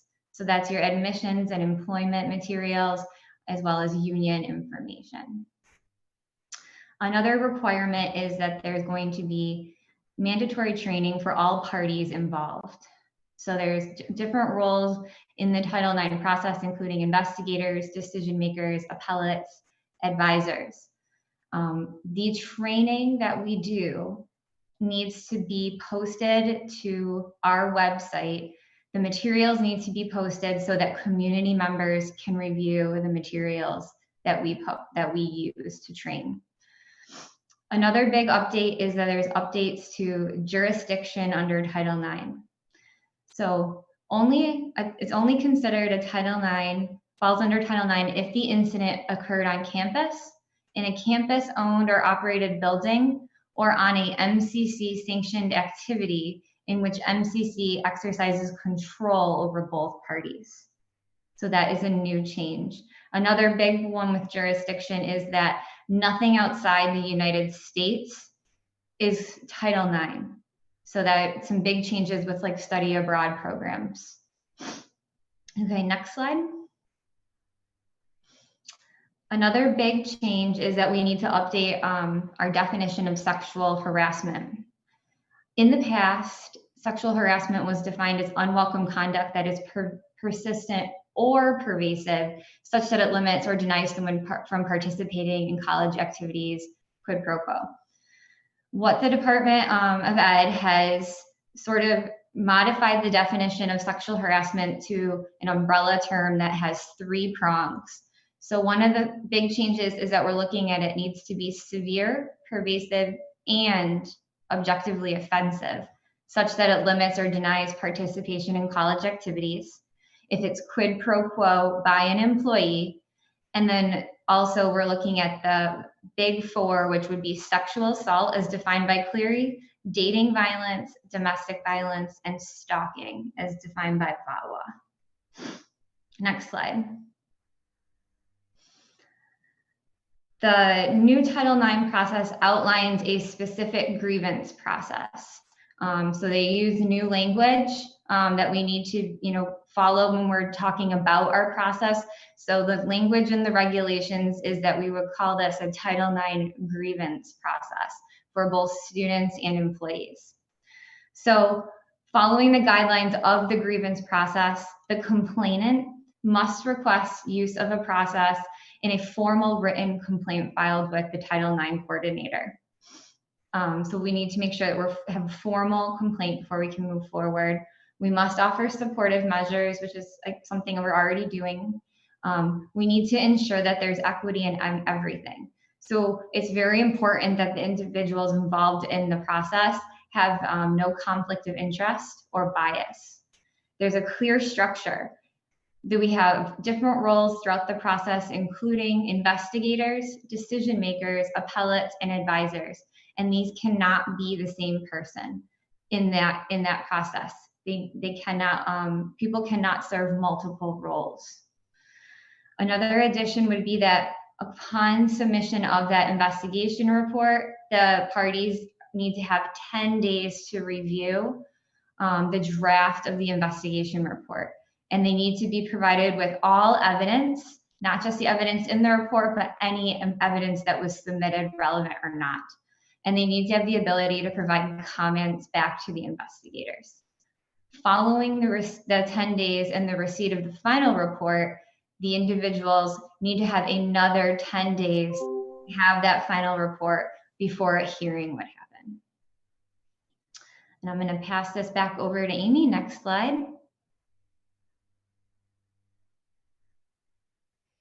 Oh, you're on mute. As I mentioned previously, the regulations will also require us to hold a live hearing with live cross-examination for complainants who first filed the formal complaint, and then through the investigation if it's determined that everything falls under Title IX. The live hearing can be conducted using technology, so we can have parties in different rooms, but everyone has to be present and participating at the same time. What's also new about the proposed process is that both parties must have an advisor at the time of the hearing. So they can go through the whole investigation with that one, but not the hearing process. So if they get to the hearing process and they don't have an advisor, the college is required to provide one. And now the whole reason they need one is because we're also required to have live cross-examination between the advisors. So the advisors are asking the questions of each other, of each party. So one advisor would ask a question of the other party. Questions in our process are approved before they're asked out loud. So they're usually written down, they're given to a decision maker. But now that decision maker is required to, if they don't approve one of the questions, to tell them in the moment that a question isn't permissible. And then if it's not permissible, the reason why it's not permissible, and then all of that has to be documented. So that's a little bit more work for our board chairs than they currently do now. In addition to that, the cross-examination part is required. So if a party decides not to participate in cross-examination, then we have to preclude all of their statements and evidence from the deliberation for the decision. So that includes the parties and their witnesses and anyone else. Everyone has to agree to participate, or we can preclude all of the evidence they've provided from the decision. So this process is a little more chilling to a complainant, and it could potentially hurt a respondent if there's also legal charges pending. So next slide. There's also some changes at the appeals level. The regulations require 2 points in the process where a student can appeal. The first time they can appeal is at the close of the investigation. If the investigators determine there's not enough evidence to meet this threshold for Title IX, a complainant or a respondent could appeal that. And then the second time they can appeal is at the close of the conduct process, when they can appeal the decision that was made. And then we also need to add a ground for appeal that's for bias. So that would give us a 4th ground for appeal. To close out our presentation today, I'm going to turn it back over to Shannon. Thank you. Oh, so next slide. So in summary, the changes that we would recommend. So We need to update the employee grievance process with clear delineation of roles and who can fill them. We also need to update the conduct hearing process, adding in live cross-examination by advisors. Due to the new regulations, the grievance processes need to be in sync with one another. So we also need to make sure that we are providing training for all parties, including additional training for conduct board chairs in rape shield protections and appropriate questions. Another change that we recommend is that we potentially use current conduct board members as advisors, creating a need for the panel to be changed from 5 to 3. We also use them for appeals. So to create, being able to use the individuals that we already have trained in part of the process and use them in different roles. So next slide. So that kind of concludes our presentation. And again, thank you for having us today and thank you for your support. Do you have any questions for us? I have a question. Who is the conduct board? Like, who comprises the board of, is it students? Is it professors? The conduct board is currently comprised of students, faculty, and staff. They encompass both campuses. And the advisors are not attorneys. They're like, how is it defined that somebody could become an advisor? What does that mean? An advisor is selected by a party. So the complainant or the respondent selects their own advisor. It can be anyone they choose. So it can be their sister, an attorney, their best friend, their mom, whatever. The only time we have a say in the advisor will be moving forward when we have to appoint someone at a hearing if they don't have an advisor. And when you refer to the cross-examination, does it mean that if a person refuses to be cross-examined or refuses to conduct it? So I've testified, I have to agree to be cross-examined, correct? That's what that means? Mm-hmm. Okay. Yes. And if a party doesn't come to the hearing, we still have to provide an advisor to conduct a cross-examination of the other party. So if I make a complaint and then I don't show up, presumably the person that I've complained about still gets cross-examined? Yes. And can the board make decisions without the complainant being present? The board can make a Yeah, I'm sorry, go ahead. The board can make a decision without the complainant being present. However, if the complainant is not there to be cross-examined, we can't use any of his or her statements to be part of the decision-making. Okay. Okay. As you look at these new rules and regulations, do you feel that they help the problems of sexuality on campus, sexual problems, or do you think that they put more obstacles in front of the process? Kind of a loaded question. Oh, go ahead.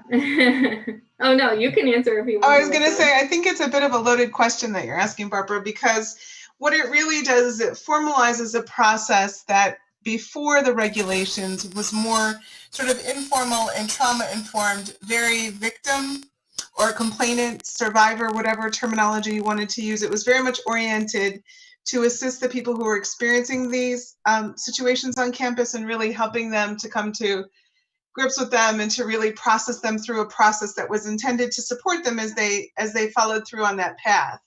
Through these regulations, what they've done is they've made it much more formal in terms of how the process goes forward. And by subjecting your complainants to cross-examination, you're really it's going to have a chilling effect on people bringing these claims forward. The other thing it does is it constricts the definition of what is truly a Title IX sexual misconduct case by limiting it to things that happen on campus or at purely college-sponsored activities. So if you have a person who is affected by something like this when they're studying abroad, these rules would not apply.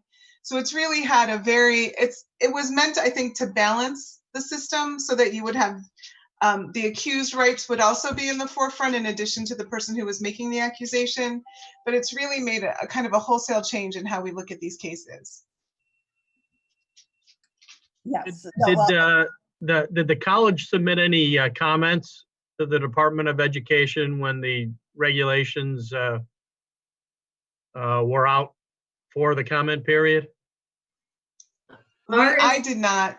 Yeah, our institution specifically did not, but SUNY did provided multiple comments that I think were a collection of all the things that we were, thinking. Mm-hmm. We have a very strong, SUNY has a very strong group that does the sexual misconduct in Title IX. So we have a lot of great guidance that we get from Joe Sorch out of SUNY's counsel's office. So we allow him to take the lead on these things because he's very well versed and knows sort of how to bring those comments and concerns to the forefront. And then he provides us all with training on how to deal with the aftermath of what comes out of Washington and other places. Mm-hmm. I would concur that, I'm sorry, Trustee. Yeah, I'm sorry, just a follow-up to that. If there's concern about the federal rule and regs, and I know that is probably tied into federal grant money or support money, but are there any, let's say, similar state protections for students that, a student may be able, whether it's somebody mentioned a possible criminal charge or what other remedies, I guess I would ask, are available to students if, in addition to this Title IX? Melissa, you're probably best prepared to answer. New York's regulations remain more aligned with the previous interpretations, but Melissa, how would you answer that question? I would say that there's a couple of things. I think that there is a strong structure of laws in New York State that addresses sexual misconduct on campus. And so we're still working through how to balance those laws with what the new federal regulations are. What I think will happen is many of these incidents and many of these situations will be driven to the student conduct side of the house as opposed to going through that Title IX investigation. So it doesn't mean that we won't be going forward to address the situations. It will just be in a different venue. So, I think we are still committed as a campus and as a college to really do the educational aspects of Title IX and how do you protect yourself and how do you make sure that you don't fall prey to people who could be out there looking for you. And so we'll continue to do that good work, which is supported by SUNY and by the New York State provisions that are in the law. And we'll figure out how to make this system work for our students so that we're protecting their best interests across the board. When do these regulations get promulgated? I think, when were they released? In May. So they've been ongoing for quite some time. And you can see that it's amazing because the comment section is so extensive and the regulations themselves are very, very small. So it's almost like legislating by public opinion as opposed to legislating through actual legislative language. But some people like things to be, succinct and short and to the point. So here we are. What I would add is that the Attorney General of New York has filed against this. And I believe we are one of 11 state attorney generals that have filed against these new regulations. So we will certainly be prepared to implement, and we will certainly continue, as Melissa said, to take our education role as seriously as any enforcement role. But the legal question is not done yet on these particular new regulations. Do we have any is there any grace period before we have to make changes to our own procedures, or can we wait until we see how it plays out with the Attorney General's case? I think we don't have injunctive relief in that lawsuit, and so we probably have to be prepared in the middle of August to move forward with what the new changes are. But again, I think we can, as we work with SUNY to determine the balance between the state laws and the federal regulations, we can do what we can to protect people to the best of our ability in that new arena. I hope so. This is going to be terribly chilling. This is terribly. Yeah. That is the right word, terribly chilling. Agree, very much. Well, we appreciate your sharing this with us, and we even more appreciate all the work you're doing to support the college community. Thank you, Melissa, Shannon, and Amy, for spending time with us and letting us have a better understanding of all of this as we go forward. I would now like to ask President Douglas to give an update. Thank you. And I believe there is yet another PowerPoint slide. How are you holding up out there, trustees? We're good. We're good. I will work our way through this. Next slide, please. I do just want to take a moment in time to say that as a campus and as a college, we stand in solidarity, committed to supporting all of our colleagues and communities that are impacted every day.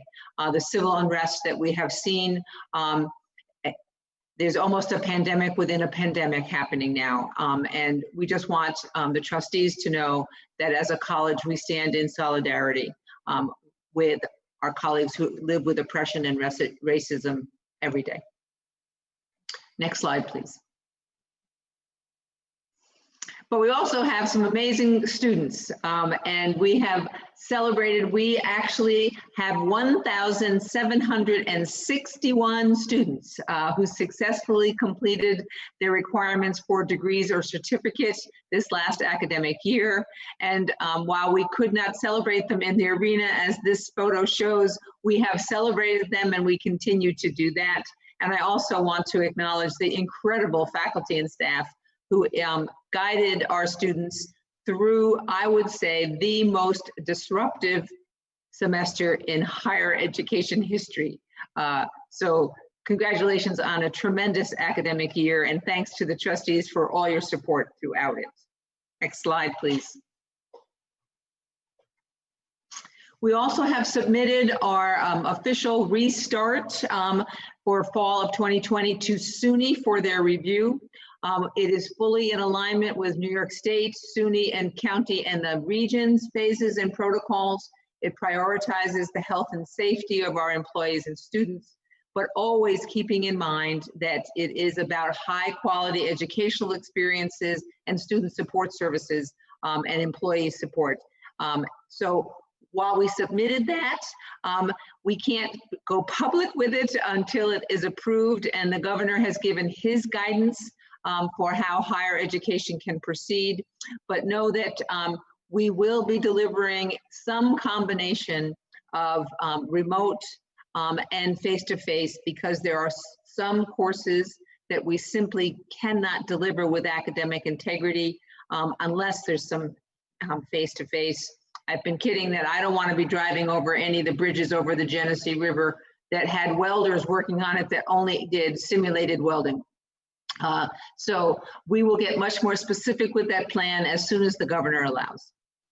Next slide, please. We did conduct a employee return to campus survey, and we had an extremely high response rate of over 60%. About 2/3 of our teaching faculty said that the delivery of having to do fully remote negatively impacted their work, while about half, a little less than half of our employees reported that. So we can see the impact of having to go fully remote so quickly had. But the good news is that almost 90% of our respondents felt that they were getting good communications from the college through this, and just over 90% felt that the support for working remotely that the college provided was excellent or good. So kudos to our communication staff and to our technology staff for their excellent work through these troubling times. And when we asked our employees when would be an acceptable time to return to campus, over half said there's really no way to know at this point, and another quarter said sometime after summer we can't know. So we continue to stay in touch with our employees. We'll continue to keep you informed, but I wanted you to know that we're working hard to make sure that our folks know what's happening and what our next steps are as we can. Next slide, please. I do want to offer congratulations to Dr. Holmes, who was appointed the 4th president of De Anza College in California, part of the Foothills De Anza College District. He will begin his tenure on July 1st. And we can't do enough to thank you, Dr. Holmes, for your 6 years of outstanding service for Monroe Community College. It has been a pleasure these last 4 months working with you. And we will begin an internal search for an acting VP, acting in that we would want to have that person have the option to be able to be a candidate for the permanent vice presidency.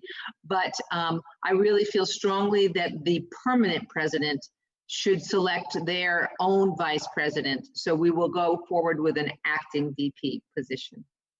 Again, congratulations, Lloyd. And last slide, please. Not the only person to let us know they were departing was our Chancellor of SUNY, Christina Johnson. After 3 years, she is leaving as Chancellor and has been appointed as the 16th president at The Ohio State University. Chancellor Johnson has strong ties to Ohio. She kidded that there's a family lore that her grandmother and grandfather met on the Ohio State campus. And she is very, very much looking forward to being campus-based yet again. So we wish the Chancellor all the very best in her next chapter as well. We're heartened by the fact that all of the remaining executive staff remain intact. So for example, Johanna Duncan-Portier, our Vice Chancellor, remains fully intact. And so we have strong support at SUNY Central through this transition. And that concludes my report. Thank you very much, President Douglas. And I want to thank you and your staff for doing such an excellent job during all of this disruption, from COVID-19 to all the other things that have gone on. All of you have done a fantastic job and remained calm during a time that has been quite wild. So thank you all very, very much. The board is so appreciative of all of the wonderful work that you've done. Thank you. I now ask the vice presidents to give their reports, and we will start with Dr. Lloyd Holmes. And I would like to say a couple of words to congratulate him personally. And I know he's going to have quite an exciting and wonderful tenure at De Anza College. And I hope that he and David will have a delightful time living in sunny California. Dr. Holmes. Thank you so much. I want to begin by thanking the Monroe Community College family and the Board of Trustees for the support that you've given me over the past 6 years. I've said quite often that it's because of what I've learned from MCC that I was prepared for this position of president at De Anza. I'm really thrilled to be able to go to another league school. So I'm sure that my communication with MCC will continue through the league. But outside of that, I would ask that each of you continue to reach out. And as soon as I have all of my De Anza information, I'll be sharing that with you. But I want to send a heartfelt thanks to each and every one of you for the support that you've given me over the last 6 years. I want to especially thank the members of my division. I could not have asked for a better group of people, from the leadership down to every single layer of my division.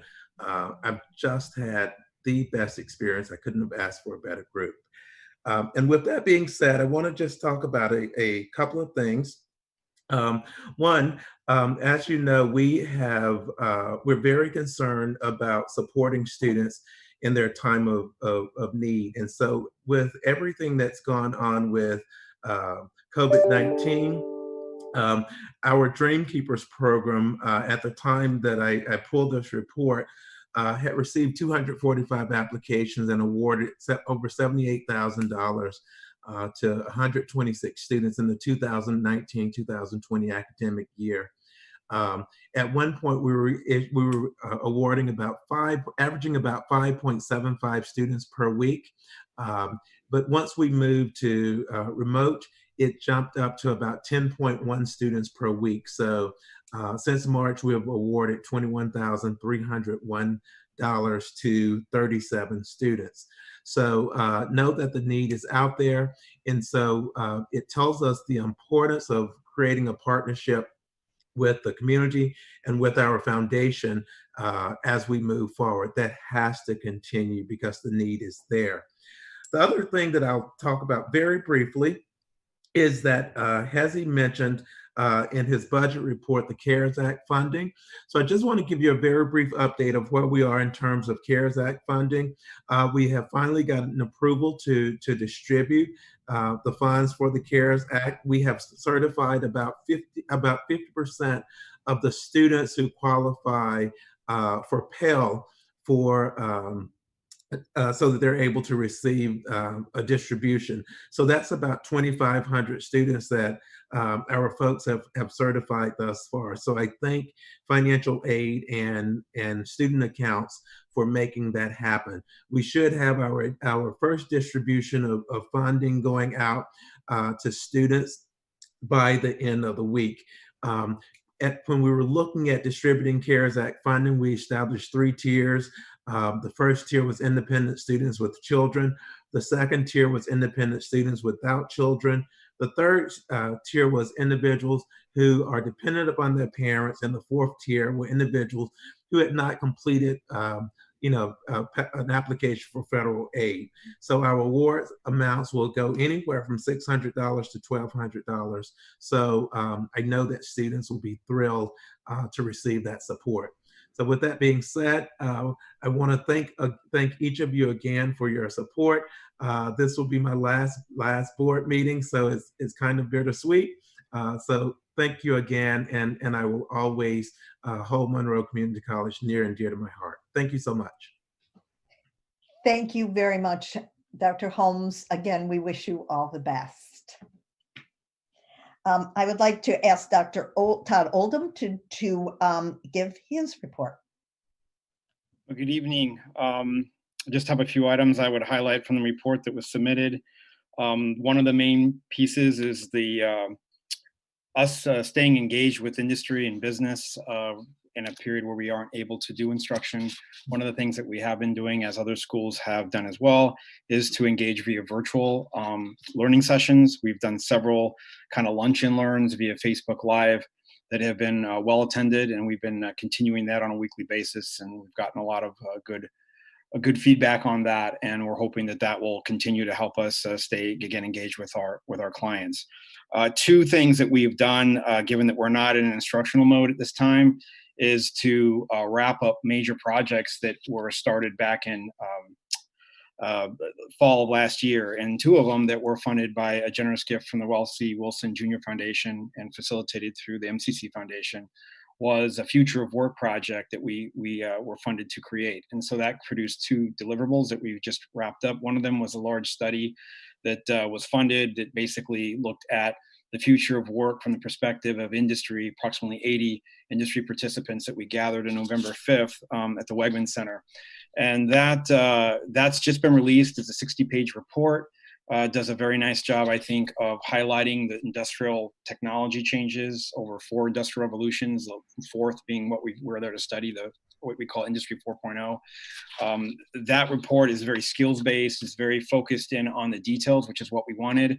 And we'll be using that to really help us guide our future investments in programming, particularly that and actually, ironically, post-COVID recovery programs. We didn't certainly know COVID was coming when we did the study, but it does lend itself very well for the types of programs we're putting in place and planning to do with partners, including our sponsor, Monroe County, as we look at creating a catalog of fast-track training programs that are designed for the areas where labor shedding has happened. The other piece that has happened has been finishing up a mini movie that we were also funded to create, which is related to the study, and that was to document in our region with a partnership with Edge Factor, which does cinematic-based productions, essentially 6 organizations in different sectors that are adopting some way Industry 4.0 tech and really kind of showcasing how those different technologies are manifesting in the work environment in order to ultimately provide that knowledge to our secondary education partners. So that would be our career technical high schools, our BOCES, as well as our just general students that are interested in what that looks like. And so that's now available on our website. It also is being provided through the Edge Factor platform, which a good part of the school districts are subscribed to now. So there is a second part that will be going along with that, which will be essentially we call them science videos that will focus with our faculty teaching little snippets of 4 to 5 minutes of the science that's behind these Industry 4.0 tech.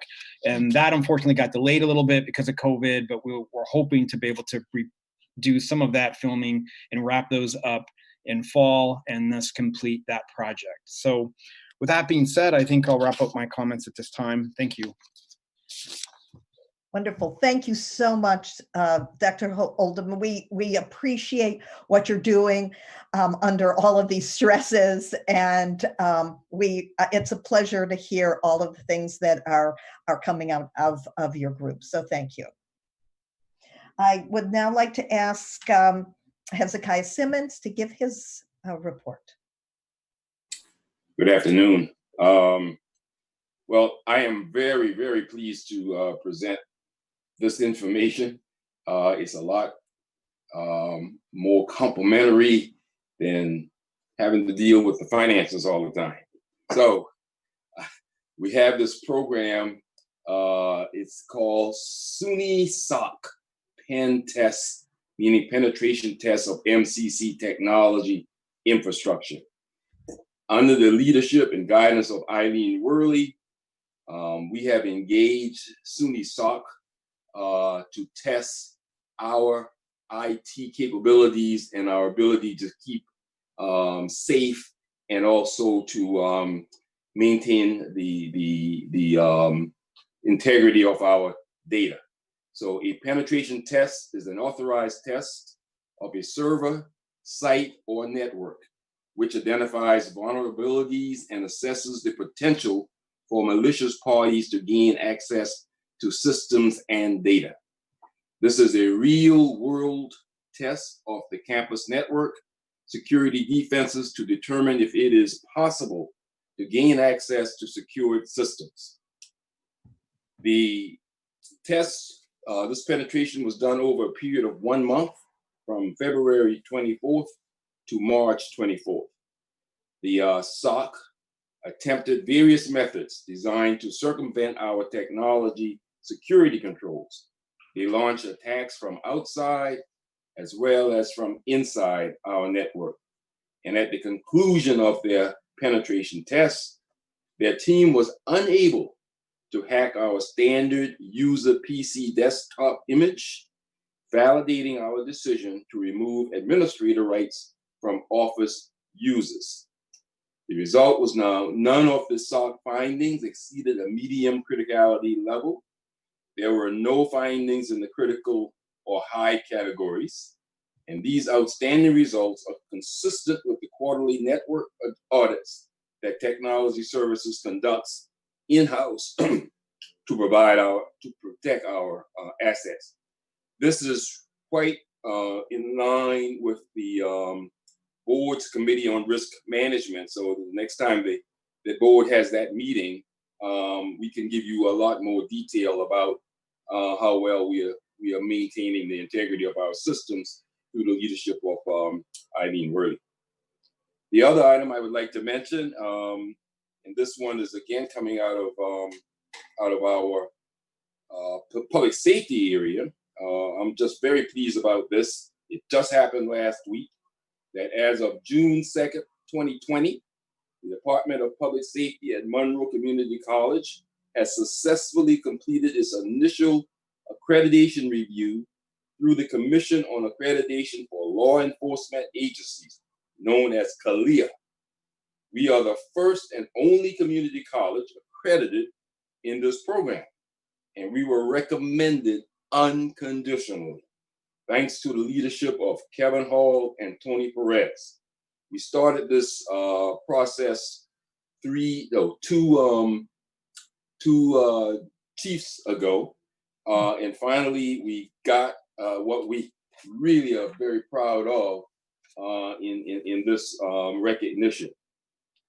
So not only does public safety have the standards that are required and the policies, but according to the accreditors, we demonstrate that we have these policies, we have these standards, and we actually adhere to them. So I say, big time, well done work on the part of Kevin and Tony. And the final thing I would mention is our annual fire inspection report. We get these annually, and back in the day, we were averaging probably anywhere from 80 to 90 violations. Well, this most recent report, we had exactly 3 violations. 2 for exit lights not being illuminated, and 1 for combustible materials in the office. So we've gone from averaging some 80 some of these to only 3. Very, very pleased with Sharon Marini's leadership and Raisa Boren, the individual that's responsible for fire protection here on campus. That's my report. Well, lots of good news and lots of great things to share, Hezi. Thank you so much for your report and for raising our spirits. Thank you very much. Next, I'd like Dr. Andrea Wade to speak with us, please.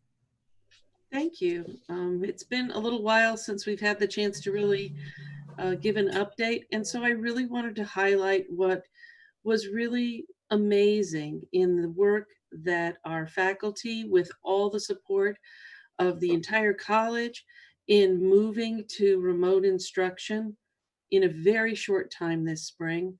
If you look in the report, you can see that nearly every section, more than 98% of them, found some way to move to a remote format. I want to specifically thank the virtual campus, the learning technologies and library services within academic services, but acknowledge that none of this is possible without the entire campus working together. If you didn't have a chance to otherwise look at it, faculty engaged students in this new and unfamiliar, for some of them, remote modality.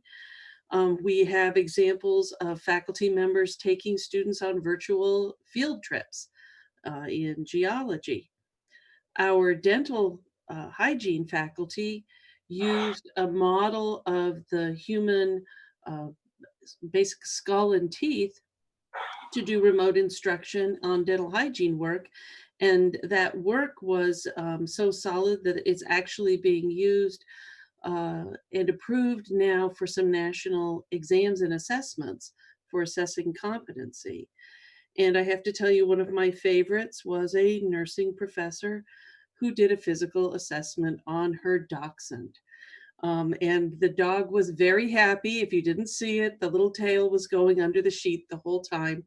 But again, people rose to the occasion. They found ways to engage with students. They found a way to achieve their learning outcomes. And there is really much to be celebrated in a most unusual semester. I'll call your attention to some of the other statistics around the strategies for engaging students in a virtual environment. And one in particular I want to point out is that we piloted something called Circle In, where in normal semesters, students might get together for informal study groups and quiz each other and learn together.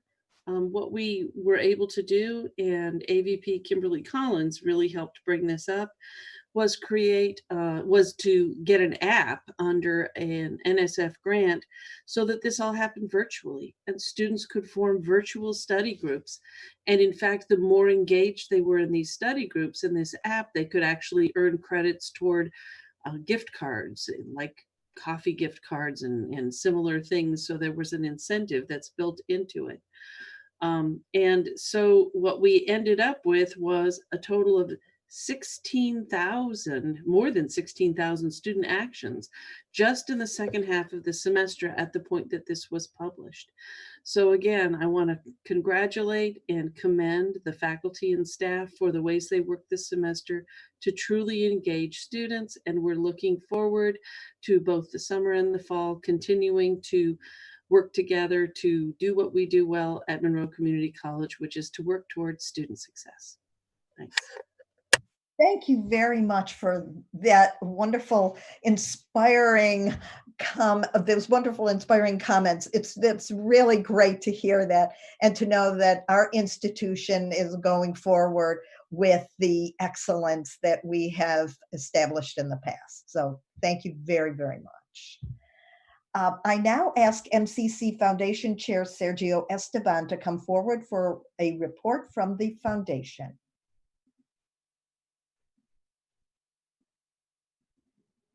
Hello, everyone. Pleasure to be here. Hello, everyone. I think it's a pleasure to be here and listen to all of you. Obviously, energizes all of us at the foundation to see that the efforts that we do have are really in total partnership with you. All of us are working for our students. And listening to all of you is wonderful to see how much work you do and such a good work that everybody does. So thank you, board and staff and everybody present today with your presentations.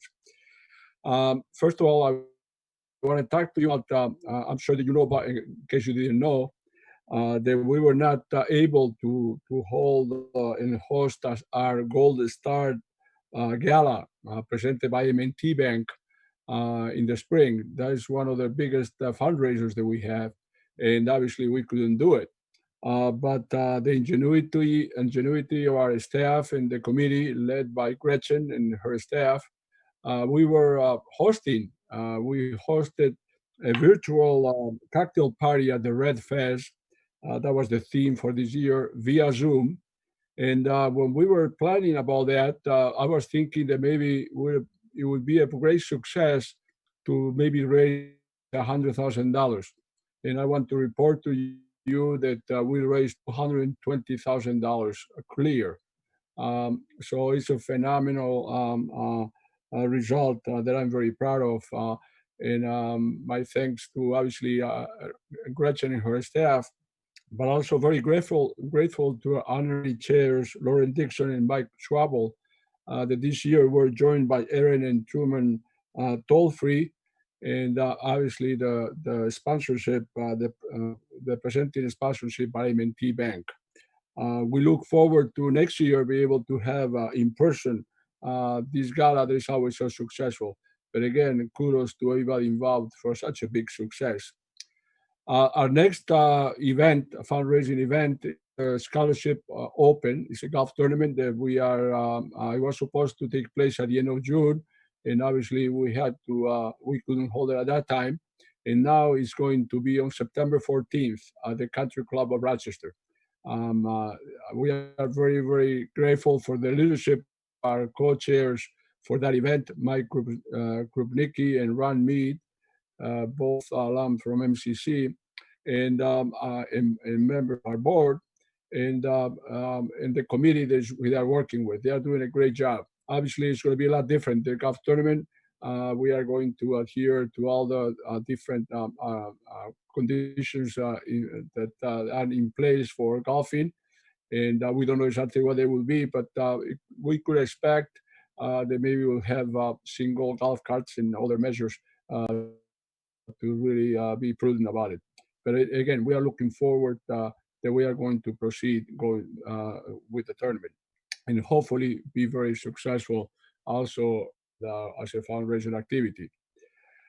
Also, at this time, at this board meeting, Normally, we share with you our overview of our scholarship program. There's a chart here. I hope we can see the to the next slide. Yeah, if you can see the chart, this overview, you can tell that the growth, the nice growth that we had in the amount of scholarships awarded and the number of new scholarships funds created. As the needs change, we create more funds, and then obviously we try to raise funds for each one of them.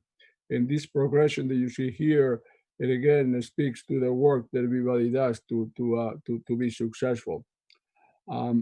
The slide also illustrates that the ratio of scholarship applicants, students that apply for scholarships, to the number of scholarships that we award, it still is, even though the results are very good, but it still is not enough. We are able to meet all the demand and of scholarships that they are needed and that the people apply for. So that means that the work of the foundation continues and never ends. And we always are looking forward to how we can get closer to reach that goal. So no student that needs a scholarship doesn't go without getting one.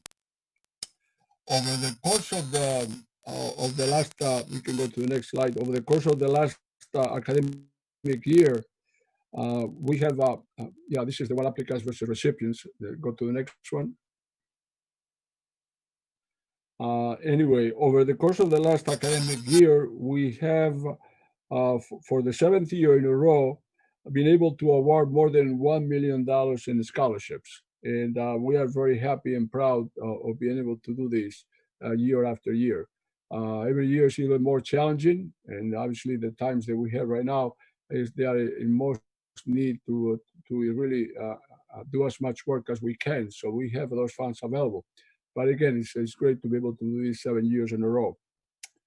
Another way to the foundation supports MCC students is through the Dream Keepers program.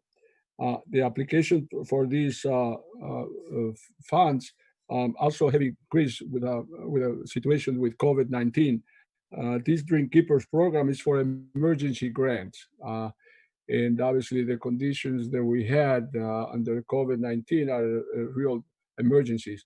So we have really, we have received a number of, increasing number of petitions for grants. And we are pleased to share with you that we have an anonymous donor that has pledged to make up to $50,000 in emergency funds raised through the end of June for every SUNY campus. Okay, so obviously we are we want to make sure we get our 50,000. So the foundation is working very hard to reach the goal. So we secure those additional $50,000. Very, very important, especially in today's COVID-19 environment that we are.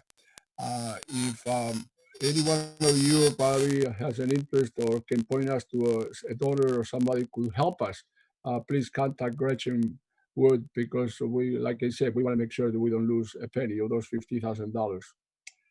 And this concludes my report. I want to thank again, the work that you do. Again, we have a common denominator, which is the students that we all serve, and we work as hard as we can. And also, it's an opportunity, Gretchen, who is with us tonight, to thank her for the work that she does in her team. It's really energizing for all of us at the foundation, working with such a great team of professionals, and then coming to a board meeting like this and witness all the good work that you are doing. But thank you very much. Sergio, thank you and the foundation for supporting our students and through that making Monroe County a better place to live, so that our students know that they're supported and that when they have needs, we have a way in which we can help them. So thank you so much. Thank you. On behalf of the foundation, thank you very much. At this time, At this time, we will begin the shared governance portion of the meeting. And Linda Hall will read the statement listed under the shared governance updates and call each group to speak. Each of the shared governance leaders will have an opportunity to provide an update of no more than 5 minutes to the Board of Trustees. Speakers will not be able to share their time with others. We do not have any student government reports at this meeting. So the next will be Faculty Senate. Good evening, everyone. Just a quick update. We've really kept the Senate business going virtually through Blackboard. We haven't held Zoom meetings, but we've done everything through Blackboard, including providing discussion forums for faculty and professional staff to make comments on anything that we've been voting on. So we're currently voting on the following items. We're voting on curriculum. We have more program revisions and a new program coming. The program revisions are mostly centered on certificates. We also have up for a vote an extension of the provisional placements and alternate grade extensions that we instituted this semester. We want to extend those through fall of 2020. We also are voting on the use of cut scores for English 101 and ALP via the GED scores. We will, in my discussions with the provost, we're going to continue the suspension of automatic withdrawals for attendance for fall of 2020. And the Senate approved calendar was not submitted to you by the provost. And just in the future, we'd like some more time maybe to discuss any potential changes to the calendar, maybe some more time to take a look at any specific programs that may be negatively affected. I think this semester has shown us that we can certainly work to think creatively about issues that affect pretty much everything on campus. So the Senate has been represented on 3 out of the 5 committees focusing on what fall 2020 will look like. The Learning Experience Group, the Student Experience Group, and I myself am sitting on the Employee Experience Group.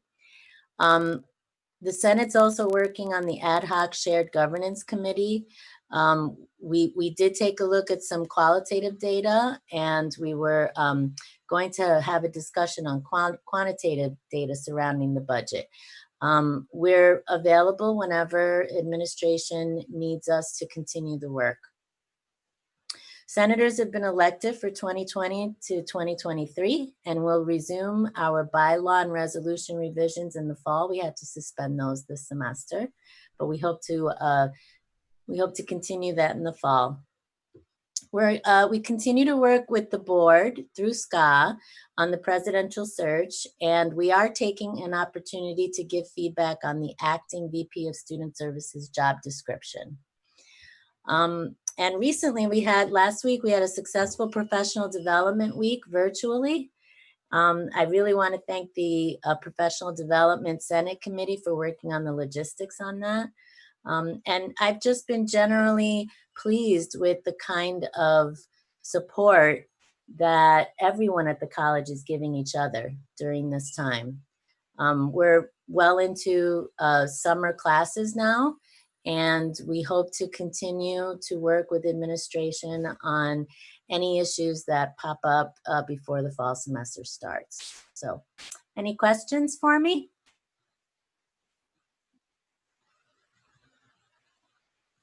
All right, thank you so much. Thank you so much. And thanks to all the faculty for zooming right in in so many ways. We appreciate it very much. Okay. Linda, sorry. So next is administration. Thank you. And I just want to echo what Nada shared, and that is that I'm very grateful for the efforts of the Shared Governance Task Force. There have been representatives from all 4 of these groups: students, faculty, administration, and support staff. And we had set out a process and a timeline to really look comprehensively at upcoming fiscal situations, and the acceleration of the COVID-19 economic impact have caused us to hit that pause button on that in terms of exactly what will that collaboration look like because of the pace that the change has taken. So I appreciate the Faculty Senate's willingness to stand ready. I know the support staff said the same thing, as did the students. So as we sift our way through what this process will look like, the role that shared governance will play in that will become more clear, but the role that we had laid out for ourselves and the process and the timeline just would not be accommodated with this accelerated COVID situation. So we continue in collaboration and collegiality, and the details of that will become more clear as we go down the road. That concludes my report. Thank you very much. Okay, and Support Staff Planning Council provided a written update that was shared with the board. Yes, thank you all for that. At this time, we will begin the union update portion of the meeting. Each of the union leaders will have an opportunity to provide an update of no more than 5 minutes to the Board of Trustees. Speakers will not be able to share their allotted time with others. Unfortunately, Bethany had to leave the meeting before she was able to give her report. So a written report will be shared with the board, and CSEA does not have a report for this meeting. Okay, good. Thank you very much. And thank you, Bethany and Tom as well. I would now like to call your attention to the biographies of our newest employees that can be found in attachment 11 and the staff recognition notes found in attachment 12. Both document the impressive credentials and accomplishments of MCC employees. I know you join me in recognizing them for their contributions to the college. Trustees, this concludes the Board of Trustees meeting. Thank you very much for your attendance and for all of your comments. Good night. Good night. Good meeting. Thank you. Thank you. Thank you all. Bye, everybody. Be well.